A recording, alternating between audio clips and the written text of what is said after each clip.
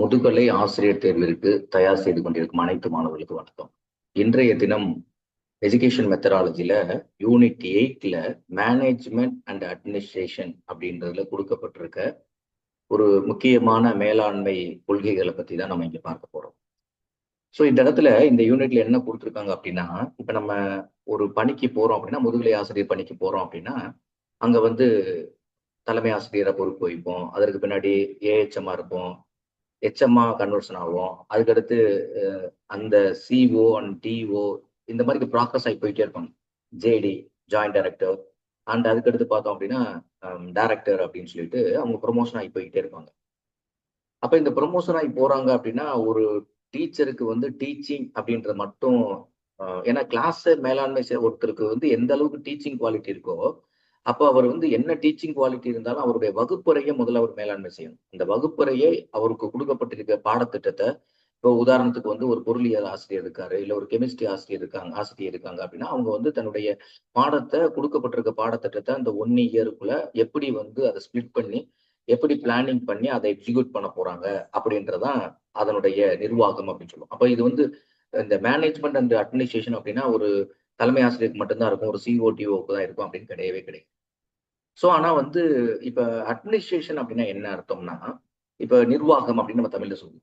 நிர்வாகம்னா என்ன அப்படின்னு பார்த்தோம்னா, இப்ப எக்ஸாம்பிளா வந்து ஸ்கூல் எஜுகேஷன் டிபார்ட்மெண்ட் இருக்காங்க, இல்ல ஹையர் எஜுகேஷன் டிபார்ட்மெண்ட் இருக்காங்க அப்படின்னா, இப்ப ஸ்கூல் எஜுகேஷன் டிபார்ட்மெண்ட்டுடைய ஒரு நிர்வாகம் யாரு பண்ணுவா அப்படின்னு பார்த்தோம்னா, அந்த ஸ்கூல் எஜுகேஷன் டிபார்ட்மெண்ட்டுக்கு கீழே வரக்கூடிய அதனுடைய மினிஸ்டர், அதனுடைய செக்ரட்டரி அவங்க தான்.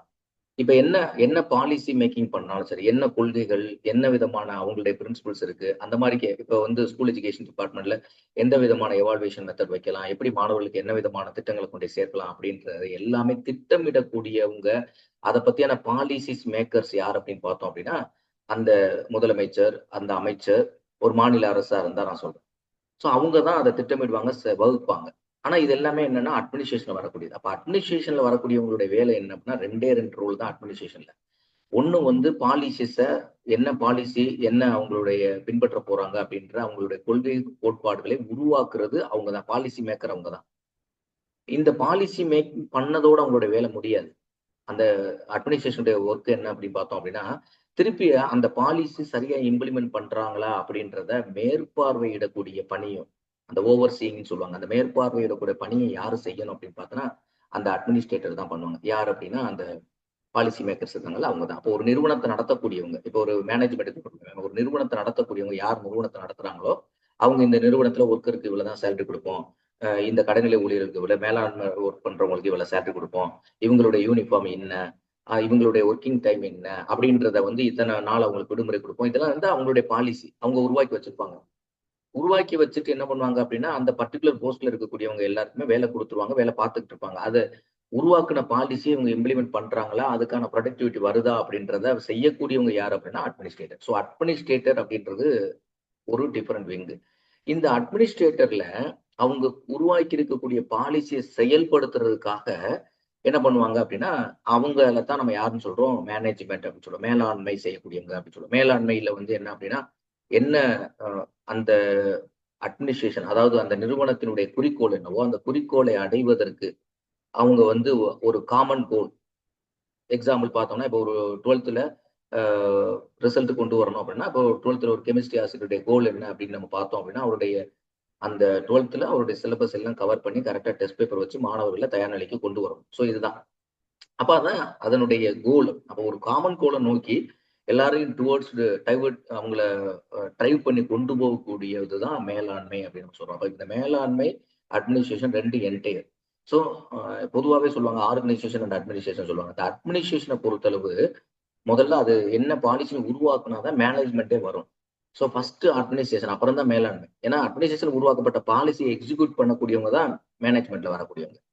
ஸோ அதுல தான் இன்னைக்கு குறிப்பா என்ன அப்படின்னா, மேனேஜ்மெண்ட்ல குறிப்பா வந்து ஹென்றி ஃபயோல் அப்படின்றவருடைய 14 பிரின்சிபிள்ஸ் அவருடைய கோட்பாடுகளை பத்தி தான் நம்ம இங்க பார்க்க போறோம். இது எந்த யூனிட்ல குறிப்பிட்டிருக்காங்க அப்படின்னு நம்ம பார்த்தோம் அப்படின்னா, 8th யூனிட்ல தான் ஃபர்ஸ்ட் என்ன குறிப்பிட்டிருக்காங்க அப்படின்னு பார்த்தோங்க. மேனேஜ்மெண்ட் அண்ட் அட்மினிஸ்ட்ரேஷன் அப்படின்னு கொடுத்துருக்காங்க. அதுல அந்த தலைப்புல பார்த்தோம் அப்படின்னா ஃபர்ஸ்ட் வந்து பிரின்சிபிள்ஸ் ஆஃப் மேனேஜ்மெண்ட் அப்படின்னு கொடுத்துருக்காங்க. ஸோ இதுதான் ஃபர்ஸ்ட் அந்த யூனிட்ல ஃபர்ஸ்ட் டாபிக். ஆக்சுவலா பொதுவா என்ன அப்படின்னா, இப்போ கொஸ்டின் பேப்பர் செட்டரை பொறுத்தவரை என்ன பண்ணுவாங்க, நீங்க பிரின்சிபல்ஸ் ஆஃப் மேனேஜ்மெண்ட் கொடுத்துருக்கு அப்படின்னா அவங்க நேரடியா பிரின்சிபல்ஸ் ஆஃப் மேனேஜ்மெண்ட் எடுக்குன்னு அதுக்குள்ள இன்டைரக்டா ஒரு டாபிக் இருக்கு. அப்ப மேனேஜ்மெண்ட் அப்படின்னா அதோட மீனிங் என்ன, அதோட டெஃபினிஷன் என்ன அப்படின்றத புரிஞ்சிருக்கீங்களா, அதோட மீனிங் உங்களுக்கு தெரிஞ்சிருக்கா, அதையும் செக் பண்ணுவாங்க. மீனிங் தெரிஞ்சிருக்கா, அதே மாதிரி டெஃபினிஷன் தெரிஞ்சிருக்கா, இதெல்லாம் உங்களுக்கு செக் பண்ணுவாங்க.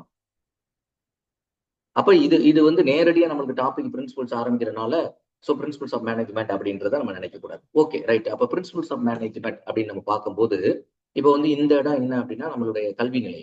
ஏன்னா இப்ப நம்ம கல்வி நிலைக்கு தேர்வு செய்யறோம் அப்படின்னா ஒரு கம்பெனி எப்படி ரன் பண்ணணும் அதனுடைய பிரின்சிபல்ஸ் அப்படின்றத விட அந்த கம்பெனியில இருக்கக்கூடிய பிரின்சிபல்ஸை தான் சில பிரின்சிபல்ஸை வந்து நம்ம கல்வியிலையும் பயன்படுத்துறோம். அப்போ வந்து மேலாண்மை அப்படின்ற பிரின்சிபல்ஸ் ஏதாவது காமனா ஒரு பிரின்சிபல் இருக்கா இல்ல 2 பிரின்சிபலா இருக்கா பார்த்தோம் அப்படின்னா அப்படி கிடையாது. மேலாண்மை சம்பந்தப்பட்டது பார்த்தோம் அப்படின்னா ஒவ்வொரு இதுலயும் பார்த்தோம் அப்படின்னா நிறைய மேலாண்மை கோட்பாடுகள் இருக்கு. நிறைய அதிகமான பிரின்சிபல்ஸ் ஆஃப் மேனேஜ்மெண்ட்ஸ் அப்படின்றது இருக்கு. அதுல பார்த்தோம் குறிப்பா வந்து நீங்க வந்து ஃபெடரிக் டெய்லர் அப்படின்னு சொல்லக்கூடியது. ஃபெடரிக் டெய்லர் அப்படின்னு சொல்லக்கூடியது இவர் வந்து ஒரு சயின்டிபிக் மேனேஜ்மெண்ட், அதாவது வந்து அறிவியல் மேலாண்மை கோட்பாடு அப்படின்னு சொல்றாரு. இன்னொரு வந்து பார்த்தோம் அப்படின்னா எல்டன் மேயோ அப்படின்றவர் என்ன சொல்றாரு, ஹியூமன் ரிலேஷன் தியரி அப்படின்னு ஒரு தியரியை பத்தி பேசுறாரு. அதே மாதிரிக்கே இன்னொன்று வந்து பூர்வக்கட் மேலாண்மை கோட்பாடு அப்படின்னு சொல்லக்கூடியது வெப்பர், மேக்ஸ் வெப்பரை பற்றி நீங்கள் தெரிஞ்சிருப்பீங்க. ஸோ வெப்பருடைய கோட்பாடு அப்படின்னு சொல்லுவாங்க. அதே மாதிரிக்கு வந்து மாஸ்லோனுடைய ஹைராரிக்கல் நீட் தியரி, இதெல்லாம் வந்து என்ன அப்படின்னா ஒரு மேனேஜ்மெண்ட்டுக்குள்ள வரக்கூடிய தியரிஸ் தான் இது எல்லாமே. அதே மாதிரி இன்னொரு தியரி நீங்க கேள்விப்பட்டிருப்பீங்க, ரொம்ப ஃபேமஸான தியரி டக்லஸ் அண்ட் மெக்ரோகோ அப்படின்ற ஒரு தியரி. இது வந்து எக்ஸ் அண்ட் ஒய் தியரின்னு சொல்லுவாங்க. மேனேஜ்மெண்ட்ல ரொம்ப முக்கியமான தியரி இதுவும். அதாவது வந்து ஹென்ரி ஃபாயல் அப்படின்றவருடைய தியரியை பேஸ் பண்ணியே வரக்கூடிய அந்த ஹென்ரி தியரிக்கு எந்த அளவுக்கு ஈக்குவல் கொடுக்குறாங்களோ அதே மாதிரி இந்த எக்ஸ் அண்ட் ஒய் தியரி அப்படின்ற ஒரு தியரி இருக்கு. இதுவும் ஏன்னா இதுவும் ஒரு விதமான தியரி தான். அடுத்து பார்த்தோன்னா ஹெர்ஸ்பர்க் அப்படின்ற ஒருத்தர் இரட்டை காரணி கோட்பாடு அப்படின்னு சொல்லுவாங்க. ஊக்கம் மற்றும் தூண்டுதல் கோட்பாடு. ஊக்கம் மற்றும் தூண்டுதல் அதாவது வந்து ஸ்டிமுலஸ் அண்ட் ரெஸ்பான்ஸ் மூலமா எப்படி வந்து இது பண்ண முடியும் அப்படின்ற மாதிரி இது வந்து 2 ஃபேக்டர் தியரின்னு கூட இது சொல்லுவாங்க. அடுத்து வந்து பீட்டர் ட்ரக்கர் அப்படின்ற ஒரு வந்து குறிக்கோள், அதாவது மேனேஜ்மெண்ட் பை ஆப்ஜெக்டிவ், அவங்களுடைய நோக்கம் அப்படின்ற அடிப்படையில ஒரு குறிக்கோள் எம்பிஓ அப்படின்னு சொல்லிட்டு உருவாக்கியிருப்பாரு. அதே மாதிரி பார்த்தோன்னா அக்செப்டன்ஸ் தியரி ஆஃப் அத்தாரிட்டி, அந்த மெச்சூரிட்டி இம்மெச்சூரிட்டி தியரி, இதெல்லாம் பார்த்தோன்னா கிரிஷ் கிர்ஸ் அப்படின்றவர் சொல்லுவார் இந்த கோட்பாடை. அடுத்து பார்த்தோம் அப்படின்னா ஃபிட்லர் அப்படின்ற ஒரு கோட்பாடு கண்டிஜென்சி தியரி அப்படின்னு சொல்லி ஒரு தியரி கொண்டு வர்றாரு. அடுத்து மேனேஜரியல் கிரீட் அப்படின்னு சொல்லக்கூடியது கிரீட் அப்படின்றது மேனேஜரியல் கிரீட் அப்படின்னு சொல்லும்போது பிளேக் அண்ட் மவுண்டன் அப்படின்றவங்க சொல்றாங்க.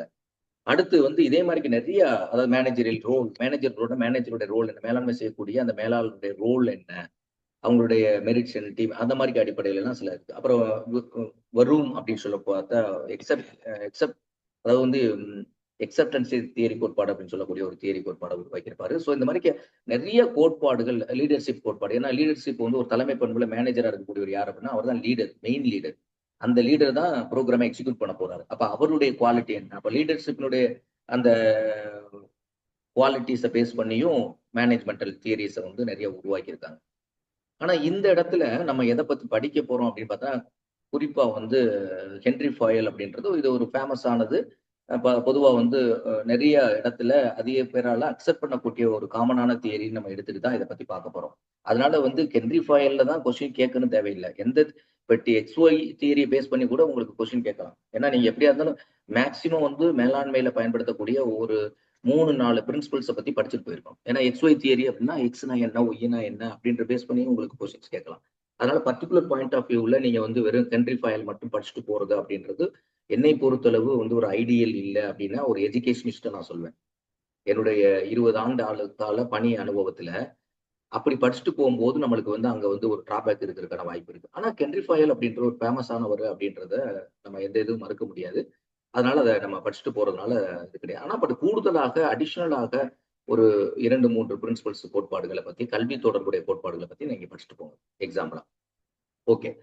ஏன்னா ஹென்ரி ஃபாயல் அப்படின்னு நம்ம படிச்சுட்டு போயிருப்போம். அங்க வந்து கொஸ்டின் பேப்பர் செட்டர்ஸ் என்ன பண்ணுவாங்கன்னா கொஸ்டின் பேப்பருடைய அதாவது வந்து லெவல் ஆஃப் அந்த கிரிட்டிக்கல், அதாவது லெவல் ஆஃப் எந்த அளவுக்கு அதாவது கடினமான வினாக்கள் சொல்றோம் பார்த்தீங்களா, அந்த மாதிரி கடினமான வினாக்கள் வரும்போது எல்லாருமே ஹென்ரி ஃபாயல் அப்படின்றது தெரிஞ்சு வச்சிருப்பாங்க. அப்ப நம்ம வேற ஒரு தியரியில இருந்து நம்ம கொஸ்டின் எடுக்கும்போது அது சிம்பிளா இருக்கும். ஆனா பட் நம்ம கொஸ்டின் படிச்சிருக்கோம். இதை டெப்தா படிச்சு போயிருப்போம். அங்க வந்து மேல் போக்குல அதை நான் என்ன சொல்றேன் அப்படின்னா அந்த சில தியரிகளை, சில கோட்பாடுகளை பார்த்தோன்னா பிரின்சிபல்ஸ் ஆஃப் மேனேஜ்மெண்ட்ல மேல் போக்குல மட்டும் கூட லைட்டா பார்த்துட்டு போனாலும் போதும். அப்படிதான் கொஸ்டின் கேட்பாங்க. அப்ப ஃபர்ஸ்ட் வந்து நம்ம இப்ப கோட்பாடுக்கு உள்ள போறதுக்கு முன்னாடி நான் தொடக்கத்திலே சொன்னேன், நீங்க மேலாண்மையை பத்தி புரிஞ்சிருக்கலாம் அப்படின்ற அடிப்படையில ஒரு கொஸ்டின் கேட்கறதுக்கான வாய்ப்பு இருக்கு. அதனுடைய டெஃபினிஷனோ, மீனிங்கோ, அண்டர்ஸ்டாண்டிங் இருக்கா அப்படின்னு கொஸ்டின் கேட்கலாம் அப்படின்னு நான் சொன்னேன்.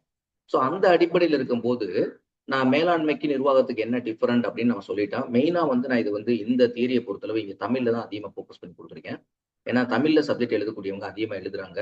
அதுல பார்த்தோம்னா அந்த வேர்ட்ஸ் வந்து சில பேர் முறையா யூஸ் பண்ண மாட்டேங்கிறாங்க. இந்த வேர்ட் எக்ஸாக்ட் வேர்டா யூஸ் பண்ண மாட்டேங்கிறாங்க. அந்த அடிப்படையில தான் நான் வந்து இந்த தமிழ் நோட்ஸ் உங்களுக்கு இதுவே போதுமான தமிழ் பிரிப்பேர் பண்ணக்கூடிய மாணவர்களுக்கு தமிழ் நோட்ஸ் வந்து இதுவே எனஃபான நோட்ஸ் அப்படின்றத நீங்க ஃபீல் பண்ணிக்கலாம். சோ இந்த இடத்துல நான் ஃபர்ஸ்ட் வந்து மேலாண்மை அப்படின்னா என்ன அப்படின்னு பார்க்கும்போது, இதுல வந்து தமிழ்ல பார்த்தோம் அப்படின்னா திட்டம், நிர்வாகம், அமைப்பு. திட்டம், நிர்வாகம், அமைப்பு, செயல்பாடு அந்த கட்டுப்பாடு அப்படின்னு சொல்லுவாங்க. மேலாண்மை என்பது வந்து என்னன்னா திட்டம், நிர்வாகம், அமைப்பு, செயல்பாடு, கட்டுப்பாடு ஆகிய அம்சங்களை உள்ளடக்கியது. அப்போ ஒரு மேலாண்மை என்பது ஒரு சிங்கிள் ஃபேக்டர் கிடையாது. அது வந்து ஒரு மல்டி ஃபேக்டர். அதாவது நிர்வாகம் அப்படின்றது ஒரு காரணி அதுக்குள்ள இருக்கு. அமைப்பு என்பது ஒரு காரணம். ஏன்னா நிர்வாகம் தான் பாலிசி மேக் பண்றாங்க. அப்ப ஆர்கனைசேஷன் இருக்கு. அதுக்கான ஆர்கனைசேஷன் இருக்கு. அமைப்பு அப்படின்றது. அதுக்கடுத்து செயல்பாடு அதை எப்படி செயல்படுத்துறாங்க. அப்புறம் அதோட எப்படி கண்ட்ரோல் பண்ண முடியும் அப்படின்றது. ஆனா இப்ப லேட்டஸ்டா நீங்க பார்த்தோம் அப்படின்னா, இது வந்து ஆக்சுவலா பழைய டைப்ல வந்து இந்த மாதிரி தான் யூஸ் பண்ணுவாங்க. அந்த 4 விஷயத்த பத்தி தான் பேசுவாங்க. நிர்வாகம், அமைப்பு, செயல்பாடு, கட்டுப்பாடுன்றது. ஆனா இப்ப லேட்டஸ்டா நீங்க எடுத்து பார்த்தீங்க அப்படின்னா, அதுல வந்து நிறைய ஆத்தர்ஸ் வந்து மேனேஜ்மெண்ட்ல கூட சில வார்த்தைகளை சேர்க்கிறாங்க. இப்ப லீடிங் அப்படின்ற ஒரு வார்த்தை கூட இப்ப லேட்டஸ்டா ஆட் பண்ணிருக்காங்க. அது பின்னாடி என்னன்னு பார்ப்போம். சோ இந்த பேஸ் பண்ணி பார்க்கும்போது management aspects of planning, organisation, operation and control. இது வந்து ஆக்சுவலா தொடக்க காலத்துல நம்மளுக்கு மேலாண்மை அப்படின்னு வரப்போது இந்த அடிப்படையில தான் அவங்க சொல்றாங்க. Planning, organisation and operational and control அப்படின்னு சொல்லக்கூடிய. ஆனா இப்ப லேட்டஸ்டா வரக்கூடியது என்னன்னு பார்த்தோம்னா, இந்த லீடிங் அப்படின்றது வழி நடத்துறது அப்படின்ற வார்த்தையெல்லாம் அவங்க ஆட் பண்றாங்க. சோ அந்த மாதிரிக்கு வந்து நம்மளுக்கு வந்து பர்டிகுலரா அப்ப வந்து ஒவ்வொரு ஆத்தர்ஸும் வந்து மேலாண்மைக்கு அந்த இந்த 4 விஷயத்தையும் வேர்ட்ஸை மாத்தி கொடுக்கலாம். இல்ல இப்ப பிளானிங், ஆர்கனைசேஷன், ஆபரேஷன் கண்ட்ரோல் மட்டும்தான் கொடுக்கணும் தேவை கிடையாது. வேற ஏதாவது இப்ப எக்ஸாம்பிள் பார்த்தோம்னா இந்த இடத்துல பாருங்க. இந்த டெஃபினேஷன்ல பார்த்தோம், நெக்ஸ்ட் டெஃபினேஷன்ல இங்க பார்த்தோம் அப்படின்னா பிளானிங், ஆர்கனைசேஷன், லீடிங், கண்ட்ரோலிங் அப்படின்னு. ஸோ இந்த மாதிரிக்கு வந்து வேர்ட்ஸ் வந்து ஆதர் டு ஆதர் அது வேரியேஷன் ஆகும். அதனால வந்து நம்மளுக்கு அந்த இது வந்து உங்களுக்கு கொஸ்டின்ல கேட்கும்போது ஆர்டர் கேட்கும். இது வந்து ஒரு ஒரு லாஜிக்கலான அனாலிசிஸ் கொஸ்டின் சொல்லலாம். இப்ப எக்ஸாம்பிள் பிளானிங் அப்படின்னு என்னன்னு கேட்கறத விட, இப்ப வந்து மேலாண்மையில இருக்கக்கூடிய அந்த வரிசை கிரமம்னு சொல்லுவாங்கல்ல, அதாவது இந்த ஆர்டர்னு சொல்லுவாங்க பாருங்க. ஃபர்ஸ்ட் எது பிளானிங் திட்டமிடணும், அப்புறம் அதை ஒருங்கிணைக்கணும், அப்புறம் வந்து அதை ஆப்ரேட் பண்ணி செயல்படுத்தணும், அப்புறம் அதை வந்து கட்டுப்படுத்தி அந்த காமன் கோலை கொண்டு அடைய வைக்கணும் அப்படின்னு சொல்லுவாங்க. ஸோ இந்த ஆர்டர் ரொம்ப முக்கியமான விஷயம். இது வந்து சீக்வன்சியல் பேஸ் பண்ணி கொஸ்டின். ஏன்னா இதெல்லாம் வந்து கொஞ்சம் லெவல் ஆஃப் அந்த கஷ்டமான வினாக்கள் சொல்றோம். அந்த லெவல் இருக்கு இல்ல கடினத்தன்மை சொல்றோம்ல, அந்த கடினத்தன்மை இதெல்லாம் கொஞ்சம் அதிகமா இருக்கும். ஏன்னா சில பேர் வந்து பிளானிங் என்னன்னு படிச்சிருப்பாங்க, ஆர்கனைசேஷன் என்னன்னு படிச்சிருப்பாங்க, ஆபரேஷன் படிப்பாங்க. ஆனா பட் இந்த ஆர்டர் மறந்துருப்பாங்க. ஸோ இந்த ஆர்டர் அப்படின்றது எப்பவுமே பிளானிங் ஃபர்ஸ்ட். அதனால நீங்க கொடுக்கக்கூடிய ஆர்டர் ஃபர்ஸ்ட் பிளானிங் அப்படின்ற வார்த்தை ஏதாவது ஆப்ஷன் ஏ, பி, சி, டில வந்து பிளானிங்ன்றது இருந்துச்சா அந்த சீக்வன்ஸ் நீங்க தாராளமா எடுக்கலாம். ஃபர்ஸ்ட் ஆன்சர்லயும் பிளானிங் இருக்கு, லாஸ்ட் டிலயும் பிளானிங் இருக்கு. அப்ப அடுத்த செகண்ட் செக் பண்ண வேண்டியது இருக்கு. சோ அப்ப செகண்ட் செக் பண்றதுக்கு முன்னாடி ஒருவேளை இந்த சீக்வன்ஸை பேஸ் பண்ணி ஒருத்தர் கண்ட்ரோல்னு கொடுத்துருக்காரு அப்படின்னா, அப்ப நீங்க செகண்ட் ஆப்ஷன்ல என்ன பண்ணணும், ஃபர்ஸ்ட் ஆப்ஷனும் ஃபோர்த் ஆப்ஷன் தான் உங்களுக்கு இருக்குது. ஏன்னா பிளானிங்ன்றது தொடங்குது. அப்ப அதுதான் முடிவாயிடுச்சு. அப்ப இதை என்ஷூர் பண்ணும். ரெண்டுலயும் பிளானிங் வந்தா அப்ப எது வரும் அப்படின்னு பார்த்தா கடைசி இதை செக் பண்ணுங்க. கண்ட்ரோல். ஏன்னா இதை பேஸ் பண்ணி கேட்டிருந்தா இல்ல வேற எதை பேஸ் பண்ணி கேட்டாலும் ஒரு ஒரு விதைய அதுல வந்து சில மாற்றங்கள் இருக்கும். அப்ப கண்ட்ரோல்னு கேட்டிருக்காங்க அப்படின்னா அப்ப கண்ட்ரோல் அப்ப டி ஆன்சர்ல கண்ட்ரோல் இருக்கு. அப்படின்னா இடையில இருக்கிறத நீங்க செக் பண்ண தேவையே கிடையாது. அதுதான் ஆன்சர் அப்படின்னு உங்களுக்கு தெரியும். ஏன்னா முதல் இதுவும் கடைசி இதுவும் தெரிஞ்சிச்சு. அதுதான் ஆன்சர் சீக்வன்ஸ். அப்ப அடுத்தது நம்ம செக் பண்றதுக்கு டைம் எடுக்கணும்னு தேவை கிடையாது. சரியா? இப்படித்தான் நீங்க வந்து இந்த மாதிரி ஆர்டர் பேஸ் பண்ணி வரக்கூடியதெல்லாம் கொஸ்டின்ல கேட்கும்போது நீங்க ஆன்சர் பண்ணணும். ஓகே. இதை பேஸ் பண்ணி மட்டும். ஏன்னா வெவ்வேறு ஆதர்ஸ் வெவ்வேறு விதமான இந்த மேனேஜ்மெண்ட் அப்படின்ற ஆஸ்பெக்ட்ஸை வந்து அவங்க வெவ்வேறு வியூல சொல்லுவாங்க, வெவ்வேறு பெர்ஸ்பெக்டிவ்ல சொல்லுவாங்க. அதனால பர்டிகுலரா இதுதான். ஆனா அந்த பிளானிங்ன்றது எல்லாருமே சொல்லுவாங்க. பிளானிங் அப்படின்ற வார்த்தை மேக்ஸிமம் எல்லாருமே ஃபர்ஸ்ட் வந்து நீங்க எல்லா மேனேஜ்மெண்ட் ஆஸ்பெக்ட் வியூல அவங்களுடைய டிஃபரெண்ட் ஆதர்ஸ் சொல்லக்கூடிய அந்த அவங்களுடைய சொல்லக்கூடியதை நீங்க எடுத்து பார்த்தீங்க அப்படின்னா கல்வியாளர் சொல்லக்கூடிய பார்த்தீங்கன்னா டிஃபரெண்டா இருக்கும். ஆனா பிளானிங் அப்படின்றது எல்லா இதுலயும் காமனா. Okay right. அடுத்து பார்த்தோன்னா இப்ப திட்டம் அப்படின்னா என்ன? முதல்ல வந்து பிளானிங் அப்படின்னு ஒண்ணு சொல்றோம்ல. அப்ப திட்டம்னா என்ன? முதல்ல திட்டம்னா என்ன? திட்டமிடுதல் அப்படின்னு அர்த்தம். பொதுவா இது நான் தமிழ்ல படிக்கக்கூடிய மாணவர்கள் தான் நான் இதை ஃபோக்கஸ் பண்றேன் அதிகமா. சில என்னுடைய யூடியூப் பார்த்தீங்க அப்படின்னா இங்கிலீஷ்ல அதிகமா ஃபோக்கஸ் பண்ணிப்பேன். அங்க இங்கிலீஷ்ல இருந்து தமிழுக்கு சொல்லுவேன். பைலிங்குவல் லாங்குவேஜ்ல. பட் இங்க வந்து திட்டம் அப்படின்னா என்ன அப்படின்னா, திட்டம் என்பது வந்து ஃபர்ஸ்ட் என்ன அப்படின்னா, நீங்க என்ன செய்ய போறீங்க அப்படின்றது முடிவு பண்ணும். இப்ப நீங்க எக்ஸாம் பிஜிடிஆர்பி ப்ரிப்பேர் பண்ணிட்டு இருக்கீங்களா? அப்ப பிஜிடிஆர்பி ப்ரிப்பேர் பண்ணா நான் என்னென்ன மெட்டீரியல் ப்ரிப்பேர் பண்ணணும்? எந்த பர்டிகுலர் சென்டர்ல எதுவும் சேரணுமா? அது படிக்கணுமா? இல்ல கொஸ்டின் பேஜுக்கு டெஸ்ட் பேஜுக்கு போடணுமா அப்படின்னு நீங்க ஒரு திட்டம், எனக்கு என்னென்ன புத்தகத்தை படிக்க போறேன். இப்ப நேற்று கூட யூடியூப்ல ஒருத்தர் கேட்டிருந்தாரு என்னென்ன புத்தகங்கள் ரெஃபர் பண்ணி. இதுக்கு வந்து நான் குறிப்பா வந்து ஹென்றி ஃபாயலுடைய மேனேஜ்மெண்ட் ஓரியன்ட் இருக்கக்கூடிய ஒரு புத்தகத்தையும் அதுக்கடுத்து இன்னொரு 2 புத்தகத்தை தான் நான் ரெஃபர் பண்ணியிருக்கேன் இந்த நோட்ஸ் எடுக்கிறதுக்காக. சரியா? அப்ப ரெஃபரன்ஸ் அப்படின்றது நம்ம காமனான ஒரு விஷயம். ரெஃபரன்ஸ் சரியா இருந்தா மட்டும் தான் நம்ம வந்து கிளைமிங் போக முடியும். ஏதாவது ஒரு மெட்டீரியல் நம்மளால படிக்க முடியாது. அப்ப திட்டம் என்பது என்ன அப்படின்னா, நீங்க என்ன செய்ய போறீங்க அப்படின்றத, இப்போ பிஜிடிஆர்பி படிக்க போறீங்க அப்படின்னா என்னது, உங்களுக்கு நீங்க என்ன படிக்கணும் அப்படின்றத உங்களுக்கு முடிவான ஒரு தெளிவான முடிவுக்கு வரணும். அதான் திட்டம் என்பது தெளிவான கொள்கை, இலக்கு மற்றும் வரையறை. உங்களுடைய இலக்கை பத்தி பேசுறது, உங்களுடைய கொள்கையை பத்தி நீங்க எதுக்காக அப்படின்றது அதான் ஃபர்ஸ்ட் பாயிண்ட்ல அதான் சொல்லுவாங்க. சோ இங்க வந்து என்ன அப்படின்னு பார்த்தோம்னா, administrator is process implementing the plan. முதல்ல வந்து பிளான் அட்மினிஸ்ட்ரேட்டர்ன்றது வந்து அவர் பிளானை இம்ப்ளிமெண்ட் பண்ண. பிளானிங் அப்படின்னா என்ன? First point, planning is the process of defining clear policy goal. உங்களுடைய ஆர்கனைசேஷன், உங்களுடைய கிளியர் பாலிசி கோல் என்ன, உங்களுடைய கொள்கை என்ன, உங்களுடைய நோக்கம் என்ன அப்படின்றது கிளியரா இருக்கும். அதான் சொல்றேன். பிளானிங் அப்படின்றது கிளியர் பாலிசி கோல் அப்படிதான் சொல்றேன். தெளிவான கொள்கை, இலக்கு, தெளிவான கொள்கை இலக்குகளை வரையறை செய்தது அப்படின்றதா திட்டமிடுதல் அப்படின்றது. எக்ஸாக்டா உங்களுக்கு புரியும்னு நினைக்கிறேன். சோ புரிஞ்சுன்னா நீங்க வந்து உங்களுடைய இந்த கமெண்ட்ல கொடுங்க. இந்த மாதிரி இந்த வேர்ட்ல எனக்கு சரியா புரியுது அப்படின்றது கொடுத்தி அப்படின்னா எனக்கு ஃபியூச்சர்ல சில வீடியோஸ் பதிவு பண்றதுல எனக்கு கொஞ்சம் சோ இந்த மாதிரி அந்த வேர்ட்ஸ் நம்ம எம்பசைஸ் பண்ணுவோம். ஏன்னா எக்ஸாமினேஷன் பாயிண்ட்ல கரெக்டா அந்த வார்த்தைகள் தெளிவான கொள்கை இலக்குகளை அப்படின்றது நம்மளுக்கு முக்கியமான வார்த்தை. அடுத்து பார்த்தோம் அப்படின்னா அதை இங்கிலீஷ்ல பார்க்கும்போது கிளியர் பாலிசி கோல் அப்படின்னு அதைத்தான் டெஃபனிஷன் ஆஃப் பிளானிங் நம்ம சொல்லலாம். அடுத்து நிர்வாகம் என்பது திட்டத்தை நடைமுறைப்படுத்துவதா. அவங்க தான் அட்மினிஸ்ட்ரேட்டர் என்ன செய்யறாங்க பாருங்க. Administration is the process. அவங்களுடைய வேலை என்ன அப்படின்னா இம்ப்ளிமெண்டிங் தி பிளான்ஸ். இவர் என்ன கிளியர் பாலிசி அப்படின்றது பிளானிங், கிளியர் பாலிசி கோல் அப்படின்றது பிளானிங், இம்ப்ளிமெண்டிங் தி பிளான். அப்ப என்ன நடைமுறைப்படுத்துவது, இம்ப்ளிமெண்டேஷன். அதுதான் என்னது நிர்வாகம். நீங்க வந்து கோல் உருவாக்கியாச்சு, ஃபர்ஸ்ட் மேலாண்மையில கோல் உருவாக்கியாச்சு. இன்னைக்கு வந்து ஒரு ஷூ கம்பெனில இன்னைக்கு வந்து ஒரு 1000 ஷூவை நான் ப்ரொடியூஸ் பண்ண போறேன் அப்படின்னு பிளான் பண்ணியாச்சு. அப்ப நீங்க 1000 ஷூ இன்னைக்கு டேட்ல ப்ரிப்பேர் பண்ணணும். ஏன்னா எமர்ஜென்சி ஸ்கூல் ஓப்பன் பண்ணியாச்சு கொடுக்கணும் அப்படின்னு கேட்கறாங்க அப்படின்னா 1000 ப்ரிப்பேர் பண்ணணும். 1000 பேர் ப்ரிப்பேர் பண்ண போறேன். அப்ப என்னுடைய கோல் முடிவாயிடுச்சு. அப்ப எக்ஸிக்யூட் பண்ண போறேன். அப்ப இம்ப்ளிமெண்டிங் தி பிளான். அப்ப அதை பிரிச்சு கொடுக்கணும். 1000 வந்து ஃபர்ஸ்ட் வந்து ஒரு ஒர்க்கருக்கு நீங்க இவ்வளவு ஷூ பண்ணுங்க, இந்த நம்பர்ல நீங்க பண்ணுங்க, இந்த நம்பர்ல நீங்க பண்ணுங்க, இந்த நம்பர்ல நீங்க பண்ணுங்க அப்படின்ற மாதிரி அதை பிரிச்சு முதல்ல கொடுக்கணும் ஃபர்ஸ்ட். அடுத்து என்ன பண்ணணும் அப்படின்னு பார்த்தோம்னா கட்டுப்பாடு என்பது திட்ட வரைவுகளை வளங்களை செயல்படுத்தி ஒருங்கிணைப்பு இலக்குகளை அடைச்சிது. அப்ப என்ன அப்படின்னு பார்த்தோம்னா இப்ப வந்து நம்மளுக்கு இருக்கக்கூடிய ரிசோர்சஸ் என்ன ரிசோர்சஸ் இருக்கு. இப்ப எக்ஸாம்ல பார்த்தோம் அப்படின்னா இப்ப உங்களுக்கு நான் வரேன் பிஜிடிஆர்பி உதாரணத்துக்கு சொல்லும்போது உங்க மறக்காதுன்றத இப்ப நிர்வாகத்தை நடைமுறைப்படுத்துவது நீங்க முதல்ல சொல்லிட்டீங்க. முதல்ல உட்கார்ந்து போது நான் பிஜிடிஆர்பிக்கு இந்த வருஷம் விண்ணப்பிச்சு படிக்க போறேன், பாஸ் பண்ண போறேன் அப்படின்னு முடிவு பண்ணி அப்ப நீங்க அடுத்து என்ன பண்ணுவீங்க? நிர்வாகம் என்பது என்ன? இதை நடைமுறைப்படுத்தணும். நடைமுறைப்படுத்துறதுக்கு முதல்ல நீங்க என்ன பண்ணணும்னா உங்களுக்கு நிறைய ரிசோர்சஸ் தேவைப்படும். என்னென்ன மெட்டீரியல்ஸ் இல்ல வந்து இந்த புக்கை ரெஃபர் பண்ணலாம் அப்படின்ற மாதிரி நீங்க வந்து அதை என்ன இலக்கு வச்சிருக்கோ அதை நோக்கி போகும்போது அப்ப அதை செயல்படுத்துறதுக்கு தேவையான ரிசோர்சஸை நம்ம கலெக்ட் பண்ணி அதை இனிஷியேட் பண்ணணும்னு அர்த்தம். இனிஷியேட்னா என்னது? தொடங்கணும் அப்படின்னு அர்த்தம். ஸோ இப்போ control is the process of coordination controlling the resources to achieve the goal. உங்களுக்கு இப்போ இந்த இடத்துல கண்ட்ரோல் அப்படின்றது என்னன்னா நம்ம கோல் என்னது? 1000 ஷூ நான் ப்ரொடியூஸ் பண்ண போறேன், 1000 பேர் ஷூ ப்ரொடியூஸ் பண்ண போறேன். ரெண்டாவது என்னுடைய வளங்கள் வந்து எவ்வளவு வளங்கள் எனக்கு என் கம்பெனில வந்து 50 பேர் ஒர்க் பண்றாங்க. 50 பேர் ஒர்க் பண்றாங்க அப்படின்னா அந்த 1000 ஷூவும் வந்து ஒரே நம்பர்ல நான் ப்ரிப்பேர் பண்ணல, டிஃப்ரெண்ட் நம்பர்ஸ்ல நான் ப்ரிப்பேர் பண்ண போறேன். அப்ப டிஃபரன்ஸ் நம்பர்ல ப்ரிப்பேர் பண்ண போறேன் அப்படின்னா ஃபர்ஸ்ட் ஒரு 10 ஒர்க்கர்ஸ் வந்து இந்த நம்பர்ல 6 to 7 ஷூ இருக்கக்கூடியதை நீங்க ப்ரிப்பேர் பண்ணுங்க.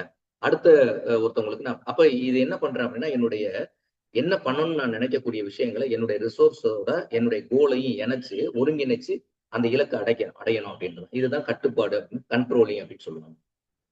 இப்போ மேனேஜ்மெண்ட் அப்படின்றது பார்க்கும்போது பொதுவாகவே என்ன அப்படின்னு பார்த்தோம்னா எதை எவ்வாறு எப்போது என்ற அடிப்படையில் சூழலில் வளங்களையும் மனித ஆற்றலையும் ஒருங்கிணைத்து. ஏன்னா வளங்கள் அப்படின்றது ஒரு கம்பெனி அப்படின்னா பெர்மனன்ட் அசெட் அப்படின்னு ஒன்று இருக்கும். அதாவது அசையா சொத்துக்கள் சொல்லுவாங்க.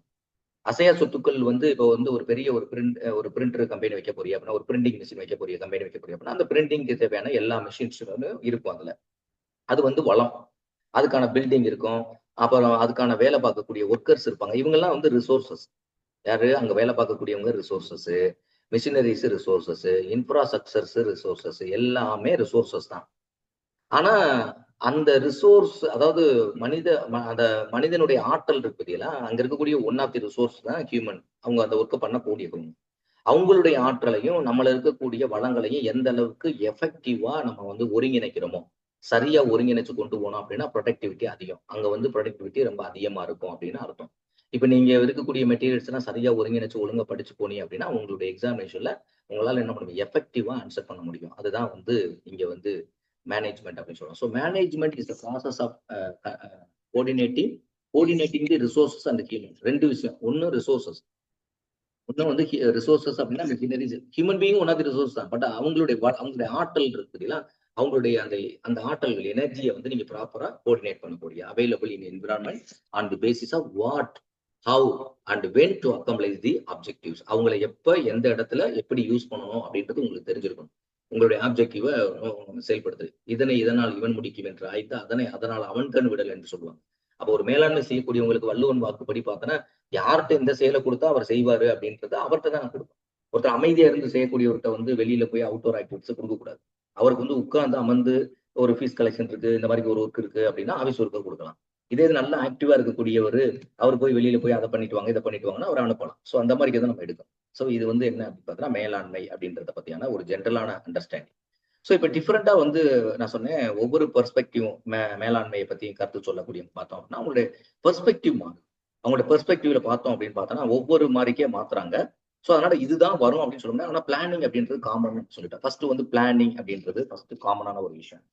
ஸோ பிளானிங் அப்படின்னா என்ன, setting the objective and strategy. நீங்க வந்து உங்களுடைய கொள்கைகள், உங்களுடைய நோக்கங்களை நீங்க வந்து உங்களுடைய கொள்கைகளை நீங்க உருவாக்குறீங்க. அதனுடைய ஸ்ட்ராட்டஜி, அதனுடைய உத்திகளை வந்து உருவாக்குறீங்க. உத்திகள் அப்படின்னு நீங்க வச்சுக்கோங்க. ஸ்ட்ராட்டஜியை ஃப்ரேம் பண்றீங்க. ஃப்ரேம் பண்ண போறது. அப்ப அடுத்து என்ன அப்படின்னு பார்த்தோம்னா இதுக்கு அடுத்து வரக்கூடிய பிளானிங்க்கு அடுத்து வரக்கூடிய ஆர்கனைசிங் அப்படின்றது. ஸோ என்னது, structuring the resources and tasks. நீங்க வந்து உங்களோட ரிசோர்சஸ் இருக்கு, எல்லாமே இருக்கு. ஸோ அந்த ரிசோர்ஸ் வரைக்கும் உங்களுடைய டாஸ்க், உங்களுடைய நோக்கம் இருக்குதுல, கோல் இருக்குதுல, இந்த ரெண்டையும் ஒரு வடிவமைக்கணும். அது வந்து வடிவமைத்தல். ஆர்கனைஸ் அப்படின்றது வடிவமைக்கிறது, ஆர்கனைஸ்ன்றது ஒருங்கிணைக்கிறது. அப்ப எதை ஒருங்கிணைக்க போறோம், ரிசோர்சஸையும் டாஸ்கையும் ஒருங்கிணைக்க போறோம், ஸ்ட்ரக்சரிங் பண்ண போறோம் அப்படின்றது. அடுத்து வந்து monitoring and correcting the actions. அப்ப கண்ட்ரோலிங்ன்றது என்னது, monitoring and controlling the actions அப்படின்னு நம்ம சொல்றோம். கண்ட்ரோல் அப்படின்னா கட்டுப்பாடு அப்படின்றது. அடுத்து பார்த்தோம்னா கைடிங் அண்ட் மோட்டிவேட்டிங் தம். இப்ப லீடிங் அப்படின்ற ஒரு வார்த்தை இங்க வருது. ஸோ இந்த இடத்துல லீடிங் அப்படின்னா லீடர்ஷிப் அப்படின்னு அர்த்தம். லீடர்ஷிப் ஒரு தலைமை, அதை நீங்க எல்லாம் பண்ணியாச்சு. ஆனா பட் நீங்க அதை லீட் பண்ணணும், முன்னிருந்து அதை நடத்தணும். ஒரு படை வீரன் இருக்காங்க அப்படின்னா அந்த படையினுடைய தளபதி வந்து அவங்களை முன்னிருந்து நடத்தணும். ஸோ அப்போ லீடிங் பண்ணணும். அப்போ அவங்க வந்து என்னன்னா guiding and motivating the team. அவங்களை வந்து என்ன பண்ணணும், ஊக்கப்படுத்துறது, அவங்களை வழி நடத்துறது. இந்த மாதிரி இப்படி செய்யுங்க, ஏதாவது அங்கே இருக்குன்னா அங்கே பர்டிகுலர் இடத்துல நீங்க போய் அவங்களை கைட் பண்றது. ஸோ அந்த மாதிரி வரக்கூடியதான் லீடிங் அப்படின்றது. ஸோ இந்த ஆதரவு வந்து லீடிங் அப்படின்றத ஆட் பண்றாரு. அதே மாதிரி அச்சீவிங் தி கோல் அப்படின்னு வரும்போது கடைசி இது வந்து the ultimate aim of management. மேனேஜ்மெண்டோட எய்ம் என்ன, முதல்ல பிளானிங் பண்ணணும்ல, அதாவது பிளானிங் பண்ணதுல அவங்களுடைய ஒரு கொள்கையை உருவாக்குறாங்க பத்திலாம், அவங்களுடைய அப்ஜெக்டிவ்ஸ் இருக்கு பத்தில, அதை வந்து என்ன பண்ணணும், அச்சீவ் பண்ணணும். அல்டிமேட் எய்ம் அதான் மேனேஜ்மெண்டோட அல்டிமேட் என்ன, to reach the goal effectively அப்படின்றது. ஸோ அதான் இங்க கொடுத்துருக்கு பாருங்க. ஆர்டர் வைஸா பார்த்தா management process of planning, leading, organising, leading, controlling the resources. யாரெல்லாம் அதுல வருவாங்க ரிசோர்சஸ் அப்படின்னா சொன்ன பத்தில பீப்புள், அதாவது அங்க வேலை பார்க்கக்கூடிய ஒர்க்கர்ஸ் இருக்கக்கூடிய மனித வளம் இருக்குல்ல, மனித வளமும் அதுல வந்து ஒன் ஆஃப் தி ரிசோர்சஸ் தான். மணி, பணம். ஏன்னா ஒரு நிறுவனம் நடத்தணும் அப்படின்னா இன்ஃப்ராஸ்ட்ரக்சருக்கு பணம் கொடுக்கணும், சேலரி கொடுக்கணும், தேய்மான செலவு இருக்கு, இது எல்லாமே அதுல இருக்குது. மெட்டீரியல் வாங்கணும், அந்த தேவையான மெட்டீரியல்ஸ் வாங்கணும். என்ன பொருளை உற்பத்தி பண்ற, ஷூவை உற்பத்தி பண்றோம் அப்படின்னா ஷூ உற்பத்தி பண்றதுக்கான லெதர் வாங்கணும். இதெல்லாம் இருக்குது. அதுக்கான ஒவ்வொன்றும் அந்த லெதர், அந்த ஸ்டிச் பண்ணக்கூடிய அதுக்கான அந்த நூல் வாங்கணும். அந்த மாதிரிக்கெல்லாம் நிறைய அதுல இருக்கும். அப்புறம் டைம் ரொம்ப முக்கியமானது. இந்த இடத்துல டைம் வந்து ரொம்ப முக்கியமானது. இது கூட ஒரு ரிசோர்ஸ் தான். சரியா முறையா வந்து டைம் நம்ம யூஸ் பண்ணணும். எஃபிஷியன். இப்போ எக்ஸாம்பிள் உங்களுக்கு வந்து 2 மாசம் தான் டைம் இருக்கு அப்படின்னா அந்த 2 மாசத்துல எப்படி நான் படிக்கணும் அப்படின்றதா. அதுக்காக எனக்கு நோக்கம் இருக்கு, நான் படிச்சுருவேன், ஒரு வருஷம் எடுத்துக்கிறேன் அப்படின்னா அதுக்குள்ள எக்ஸாமினேஷன் எல்லாம் முடிஞ்சிடும். ஸோ அப்போ 2 மாசம்னா 2 மாசத்துக்கு ஏற்றாப்புல நான் என்னுடைய பிளானிங்கை எக்ஸிக்யூட் பண்ணணும். சரியா? So efficiently and effectively to achieve the specific goal. Efficient and effectively அதாவது திறமையாக அந்த வேலையை முடிக்கணும். திறமையாக அந்த வேலையை முடிக்கணும். டு அச்சீவ் தி ஸ்பெசிபிக் கோல். அந்த ஆர்கனைசேஷன் கோல் என்னவோ அதை வந்து பர்டிகுலரா அடையணும் அப்படின்றதான். இது என்ன சிம்பிளா சொன்ன போனோம்னு வச்சுக்கோங்களேன், இந்த வேர்டை கொடுத்து கூட உங்களுக்கு கொஸ்டின் கேட்கலாம். Getting things done through the with people to achieve the desire objective. So getting things, நீங்க வந்து எந்த வேலை செய்யணும்னு நினைக்கிறீங்களோ அதை வந்து என்ன பண்றீங்க, நீங்க அந்த டிசைரை நீங்க அச்சீவ் பண்றதுக்காக பீப்புளையும் இதையும் மெட்டீரியல்ஸையும் நம்ம இணைச்சு அச்சீவ் பண்றோம் அப்படின்றதான் ஷார்ட்டா நீங்க டெஃபினேஷன் போனீங்க அப்படின்னா. Okay, right. இப்போ வந்து நம்ம இன்னைக்கு இருக்கக்கூடிய முக்கியமான பாயிண்ட் என்ன அப்படின்னா, இப்ப என்ன பார்த்திருக்கோம் அப்படின்னா பிரின்சிபல்ஸ் அப்படின்னு பார்க்கும்போது நிறைய பிரின்சிபல்ஸ் இருக்கு அப்படின்றத பார்த்திருக்கோம். அப்ப அதுல இன்னும் நம்ம வந்து முக்கியமா கல்வி தொடர்புடைய ஒரு 5-6 பிரின்சிபல்ஸ் படிச்சுட்டு போகணும் அப்படின்றத பார்த்தோம். அதுக்கடுத்து மேலாண்மை என்ன அதனுடைய மீனிங் இருக்கணும். ஏன்னா கொஸ்டின் கேட்கறவங்க அப்படி கேட்பாங்க. ஆனா different author different type of அந்த ஆஸ்பெக்ட்ல சொல்லுவாங்க. அந்த ஆஸ்பெக்ட்ல நம்ம வேரியேஷன்ஸ் இருக்கும் அப்படின்ற சொல்லியாச்சு. ஸோ இப்ப வந்து 14 கோட்பாடு நம்ம படிக்க போறோம். ஹென்றி ஃபாயல் அப்படின்றவருடைய 14 கோட்பாட பத்தி தான் இங்க நம்ம படிக்க போறோம்.